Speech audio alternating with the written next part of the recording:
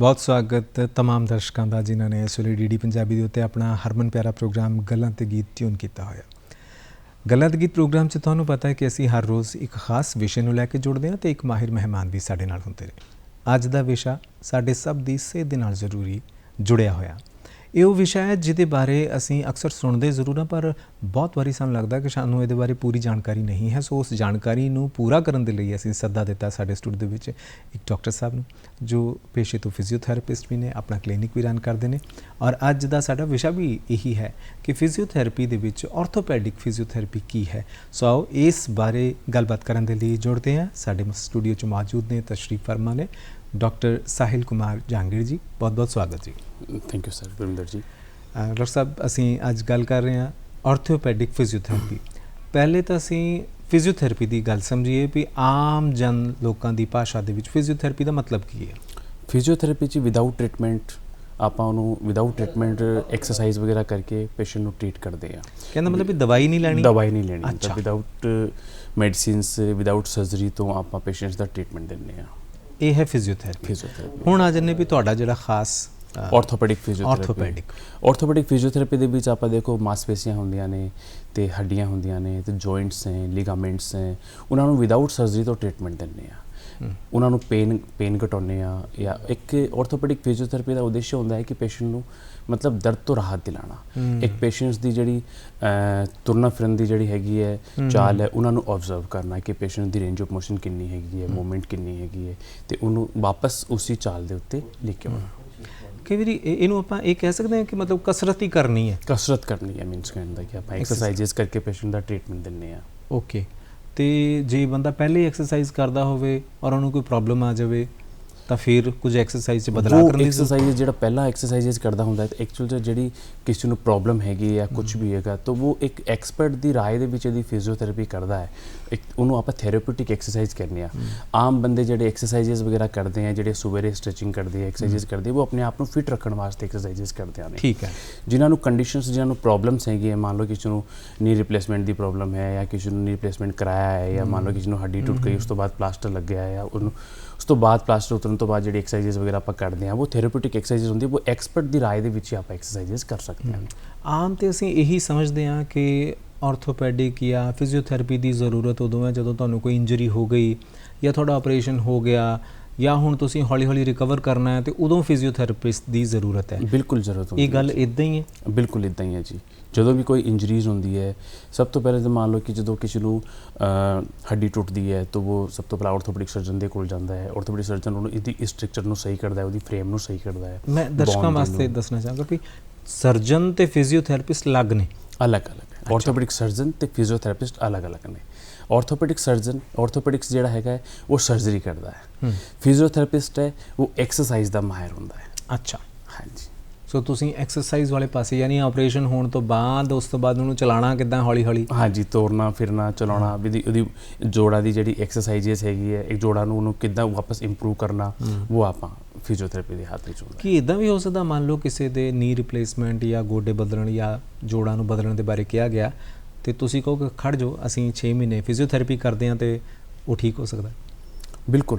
ਗੋਡੇ ਜਦੋਂ ਆਪਾਂ ਬਦਲਾਉਂਦੇ ਹਾਂ ਨਾ ਉਸ ਤੋਂ ਪਹਿਲਾਂ ਫਿਜ਼ੀਓਥੈਰੇਪੀ ਜ਼ਰੂਰੀ ਹੁੰਦੀ ਹੈ, ਉਸ ਤੋਂ ਬਾਅਦ ਵੀ ਫਿਜ਼ੀਓਥੈਰੇਪੀ ਜ਼ਰੂਰੀ ਹੁੰਦੀ ਹੈ। ਜਦੋਂ ਆਪਾਂ ਗੋਡਾ ਬਦਲਾਉਂਦੇ ਹਾਂ ਉਸ ਤੋਂ ਪਹਿਲਾਂ ਇਸ ਕਰਕੇ ਫਿਜ਼ੀਓਥੈਰੇਪੀ ਜ਼ਰੂਰੀ ਹੁੰਦੀ ਹੈ ਤਾਂ ਕਿ ਉਹਦੀ ਮਾਸਪੇਸ਼ੀਆਂ ਜਿਹੜੀ ਮਸਲਸ ਹੈਗੀਆਂ ਉਹ ਚੰਗੀ ਤਰ੍ਹਾਂ ਇੰਪਰੂਵ ਹੋ ਜਾਣ। ਇੰਪਰੂਵ ਹੋ ਗਈ ਤਾਂ ਇੱਕ ਆਰਥੋਪੈਡਿਕ ਸਰਜਨ ਨੂੰ ਉਹਦੀ ਸਰਜਰੀ ਕਰਨ ਦੇ ਵਿੱਚ ਵੀ ਹੈਲਪ ਮਿਲਦੀ ਹੈ ਅਤੇ ਉਸ ਤੋਂ ਬਾਅਦ ਪੇਸ਼ੈਂਟ ਨੂੰ ਰਿਕਵਰੀ ਵਿੱਚ ਵੀ ਬਹੁਤ ਥੋੜ੍ਹਾ ਟਾਈਮ ਲੱਗਦਾ ਹੈ। ਤਾਂ ਜਦੋਂ ਸਰਜਰੀ ਹੋਣ ਤੋਂ ਬਾਅਦ ਜਦੋਂ ਪੋਸਟ ਆਪਰੇਟਿਵਲੀ ਐਕਸਰਸਾਈਜ਼ਸ ਹੁੰਦੀ ਹੈ ਜਾਂ ਪੋਸਟ ਆਪਰੇਟਿਵ ਜਦੋਂ ਆਪਾਂ ਫਿਜ਼ੀਓਥੈਰੇਪੀ ਕਰਦੇ ਹਾਂ ਉਹਦੇ ਵਿੱਚ ਪੇਸ਼ੈਂਟ ਨੂੰ ਦਰਦ ਘਟੂਗਾ ਜਦੋਂ ਉਹ ਪ੍ਰੀ ਆਪਰੇਟਿਵ ਐਕਸਰਸਾਈਜ਼ਸ ਕਰਾਊਗਾ ਤਾਂ। ਦੂਸਰੀ ਗੱਲ ਹੈ ਕਿ ਜਦੋਂ ਪੋਸਟ ਆਪਰੇਟਿਵਲੀ ਜਦੋਂ ਐਕਸਰਸਾਈਜ਼ਸ ਕਰਦੇ ਹਾਂ ਤਾਂ ਪੇਸ਼ੈਂਟ ਦੀ ਫਲੈਕਸੀਬਿਲਿਟੀ ਵੀ ਬਹੁਤ ਵਧੀਆ ਹੁੰਦੀ ਹੈ ਅਤੇ ਮਸਲਸ ਵੀ ਕਾਫੀ ਜ਼ਿਆਦਾ ਮਜ਼ਬੂਤ ਰਹਿੰਦੀਆਂ ਤਾਂ ਉਸ ਕਰਕੇ ਪੇਸ਼ੈਂਟਸ ਨੂੰ ਘੱਟੋ ਘੱਟ ਇਹਦੀ ਨੀ ਰਿਪਲੇਸਮੈਂਟ ਤੋਂ ਬਾਅਦ 45 ਡੇਜ਼ ਤੱਕ ਘੱਟੋ ਘੱਟ ਫਿਜ਼ੀਓਥੈਰੇਪੀ ਕਰਾਉਣੀ ਬਹੁਤ ਜ਼ਰੂਰੀ ਹੁੰਦੀ ਹੈ, ਘੱਟੋ ਘੱਟ 1.5 ਮਹੀਨੇ ਤੱਕ। ਵਾਹ। ਸਾਡੇ ਨਾ ਪੰਜਾਬ 'ਚ ਅਕਸਰ ਅਸੀਂ ਕਹਿ ਦਿੰਦੇ ਹਾਂ ਪੰਜਾਬੀ 'ਚ ਵੀ ਇਹਨੂੰ ਖਾਂਦੀ ਪੀਂਦੀ ਨੂੰ ਐਵੇਂ ਦਰਦਾਂ ਹੋ ਜਾਂਦੀਆਂ ਨੇ ਵੀ ਮੇਰਾ ਸਿਰ ਦੁਖਦਾ ਪਿਆ, ਹਾਏ ਮੇਰੀ ਪਿੱਠ ਦੁਖਦੀ ਪਈ ਹੈ, ਹਾਏ ਮੇਰੇ ਗੁੱਟੇ ਦੁਖਦੇ ਪਏ ਆ। ਤਾਂ ਕਈ ਵਾਰ ਤਾਂ ਜੈਨੂਇਨ ਹੋ ਸਕਦਾ ਅਤੇ ਕਈ ਵਾਰ ਜੈਨੂਇਨ ਨਹੀਂ ਵੀ ਹੋ ਸਕਦਾ।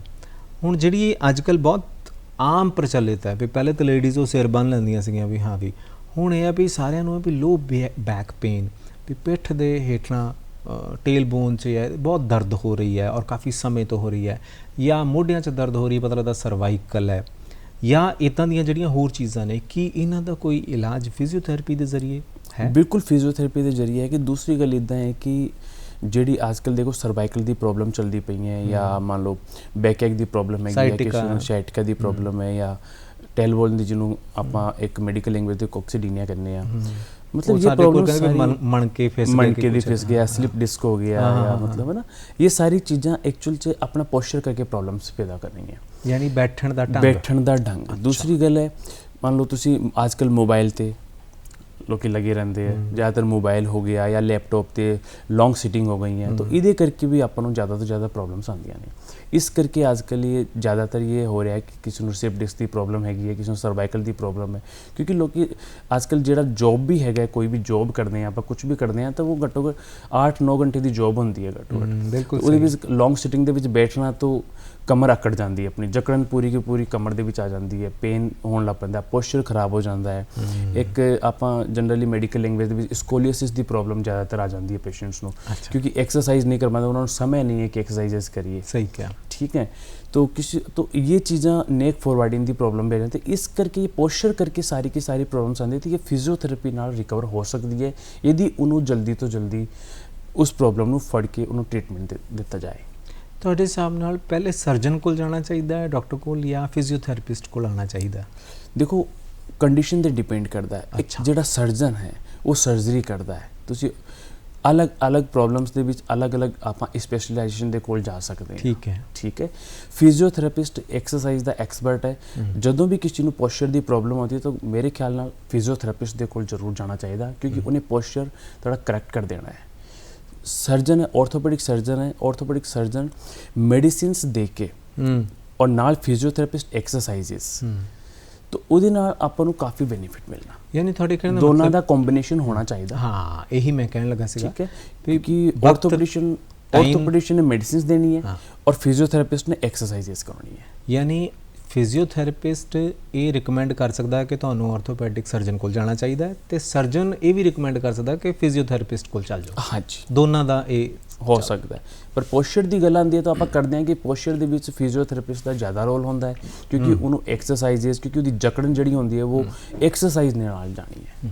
ਅੱਛਾ, ਹੁਣ ਇਹ ਦੱਸੋ ਵੀ ਜਦੋਂ ਤੁਸੀਂ ਇਹ ਕਰਵਾਉਂਦੇ ਹੋ, ਫਿਜ਼ੀਓਥੈਰੇਪੀ ਦਾ ਟ੍ਰੀਟਮੈਂਟ ਦਿੰਦੇ ਹੋ, ਤੇ ਮੰਨ ਲਓ ਕਿਸੇ ਨੂੰ ਸਰਵਾਈਕਲ ਦਾ ਤੁਸੀਂ ਟ੍ਰੀਟਮੈਂਟ ਦੇਣਾ, ਤਾਂ ਕੀ ਉਹ ਹਰ ਵਾਸਤੇ ਸੇਮ ਹੀ ਹੋਏਗਾ, ਯਾਨੀ ਇੱਕੋ ਹੀ ਐਕਸਰਸਾਈਜ਼ ਹੋਏਗੀ ਬੱਚਿਆਂ ਵਾਸਤੇ ਵੀ, ਲੇਡੀਜ਼ ਵਾਸਤੇ ਵੀ, ਵੱਡਿਆਂ ਵਾਸਤੇ ਵੀ, ਜਾਂ ਕਿ ਵੱਖ-ਵੱਖ ਹੈ, ਬੋਡੀ ਦੇ ਹਿਸਾਬ ਨਾਲ ਹੈ, ਕਿੱਦਾਂ ਹੈ? देखो ये कंडीशन ते डिपेंड करता है कि तुहानू एक्चुअल च सर्वाइकल स्पॉन्डिलोसिस है या सर्वाइकल स्पॉन्डिलिथिसिस है या सर्वाइकल स्पॉन्डिलाइटिस दी प्रॉब्लम है। अच्छा, ये भी बहुत सारे ने, बहुत सारी चीज़ां होंदियां ने, ते ये एक आपां असेसमेंट करके पेशेंट नू असेस करके उहदे अकॉर्डिंगली आपां एक्सरसाइज करदे आ। अब ये आप नहीं कह सकते, हर एक पेशेंट की अपनी अपनी प्रॉब्लम्स होती है। किसी को ट्रेपेजियस मसल्स मान लो लॉन्ग सिटिंग हो रही है, नेक फॉरवर्डिंग हो गई है, या मान लो दी ਮੋਢੇ ਦੁਖਦੇ ਪਏ ਆ, ਤਾਂ ਅਲੱਗ-ਅਲੱਗ ਕੰਡੀਸ਼ਨ ਦੇ ਵਿੱਚ ਅਲੱਗ-ਅਲੱਗ ਐਕਸਰਸਾਈਜ਼ ਹੁੰਦੀ ਹੈ। ਬੱਚਿਆਂ ਦੀ ਵੱਖਰੀ ਹੁੰਦੀ ਸੇਮ ਹੀ ਹੈ, ਬਟ ਉਹਦੀ ਟੈਕਨਿਕਸ ਬਦਲ ਜਾਂਦੀਆਂ ਨੇ। ਐਡਲਟਸ ਦੀ ਥੋੜੀ ਜਿਹੀ ਟੈਕਨਿਕਸ, ਉਹਦੀ ਪ੍ਰੋਬਲਮ, ਉਹਦੀ ਕੰਡੀਸ਼ਨਸ ਦੇ ਅਕੋਰਡਿੰਗਲੀ ਐਕਸਰਸਾਈਜ਼ ਹੁੰਦੀ ਹੈ, ਜਿੰਨਾ ਉਹ ਸਾਰ ਸਕਦਾ ਜਾਂ ਕਿੱਦਾਂ ਦੀ ਐਕਸਰਸਾਈਜ਼, ਕਿਹੜੀ ਟੈਕਨਿਕ ਆਪਾਂ ਯੂਜ਼ ਕਰਦੇ ਹਾਂ, ਉਹ ਡਿਪੈਂਡ ਪਾਉਂਦੀ ਪ੍ਰੋਬਲਮ ਦੇ ਉੱਤੇ। ਅੱਛਾ ਡਾਕਟਰ ਸਾਹਿਬ, ਇੱਦਾਂ ਹੈ ਵੀ ਅਸੀਂ ਸਾਡੇ ਸਮਾਜ ਦੇ ਵਿੱਚ ਇਹ ਹੈ ਕਿ ਹਾਏ ਮੇਰਾ ਮੋਢਾ ਨਹੀਂ ਚੱਲਦਾ ਜਾਂ ਮੇਰਾ ਇਹ ਨਹੀਂ ਚੱਲਦਾ, ਤਾਂ ਉਹ ਕਹਿੰਦੇ ਵੀ ਉਹ ਮਾਲਿਸ਼ ਵਾਲਾ ਹੈਗਾ, ਉਹਦੇ ਕੋਲ ਮਾਲਿਸ਼ ਕਰਵਾ ਲਓ। ਬਿਲਕੁਲ, ਇਹ ਮਾਲਿਸ਼ ਕਰਵਾਉਣਾ ਤੇਲ ਦੇ ਨਾਲ ਜਾਂ ਜਿੱਦਾਂ ਵੀ ਹੈ, ਤੇ ਤੁਹਾਡਾ ਫਿਜ਼ੀਓਥੈਰੇਪੀ ਇਹ ਸੇਮ ਹੀ ਹੈ ਕਿ ਉਹ ਵੱਖਰਾ ਹੈ, ਤੇ ਬੰਦੇ ਨੂੰ ਮਾਲਿਸ਼ ਵਾਲਿਆਂ ਕੋਲ ਜਾਣਾ ਚਾਹੀਦਾ ਹੈ ਜਾਂ ਕਿ ਫਿਜ਼ੀਓਥेरेपिस्ट को आना चाहिए? एक्चुअली में मालिश is not a part of physiotherapy. एक फिजियोथेरेपी में ये मालिश नहीं होती। अच्छा, एक्चुअल से मालिश ਆਪਾਂ ਨੂੰ ਨੁਕਸਾਨ ਵੀ ਪਹੁੰਚਾਉਂਦੀ ਹੈ। ਕਿੱਦਾਂ?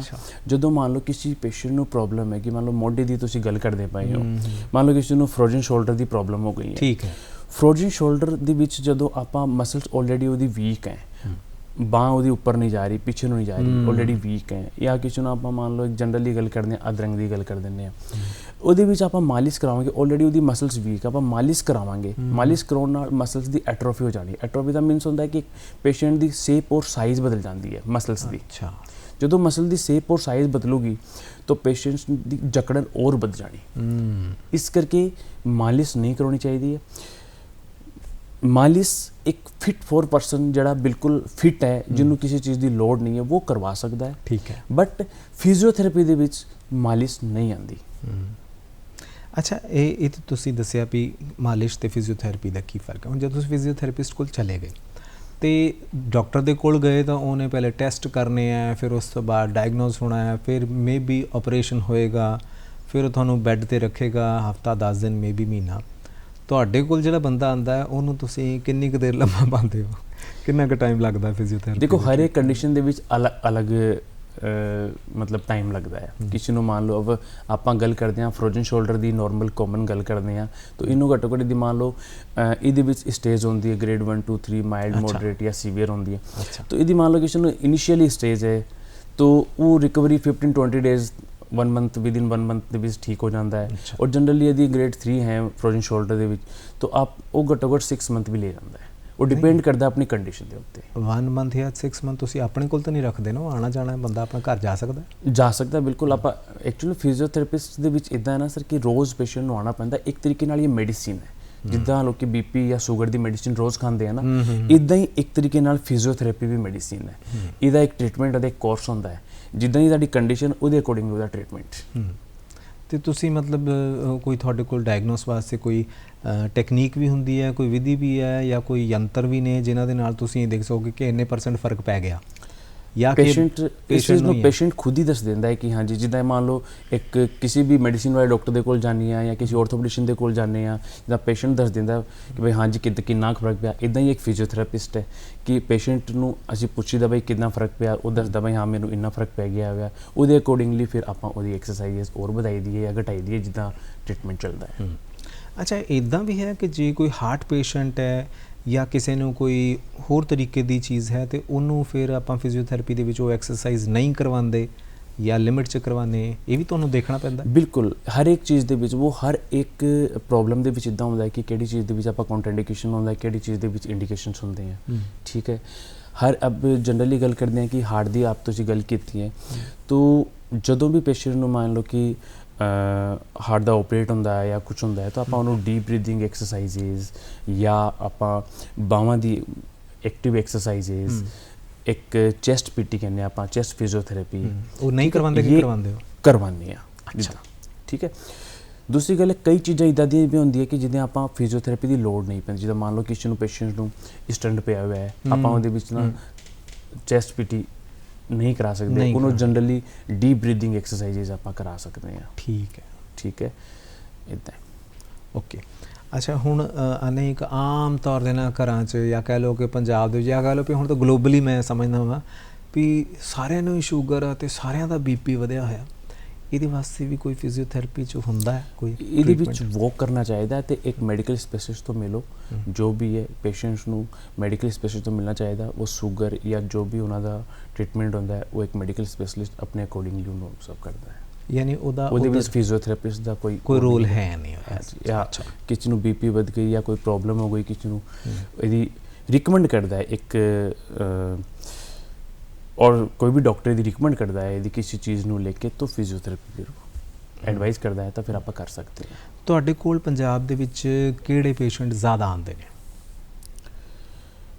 ये कोई ज़रूरी नहीं है सर, सारे पेशेंट्स ही हर एक कंडीशन के पेशेंट आते हैं। जिदा मान लो फ्रोजन शोल्डर के पेशेंट आ गए हैं, अधरंग के पेशेंट आ गए हैं, स्लिप डिस्क के पेशेंट है। आजकल पोस्चर की प्रॉब्लम ज़्यादा है, तो सर्वाइकल स्पॉन्डिलोसिस की प्रॉब्लम्स भी ज़्यादा आ रही है। लंबर स्पॉन्डिलोसिस की प्रॉब्लम्स मोबाइल या कंप्यूटर ते करते ने काम उन्हां दा ज़्यादा आ रहा है।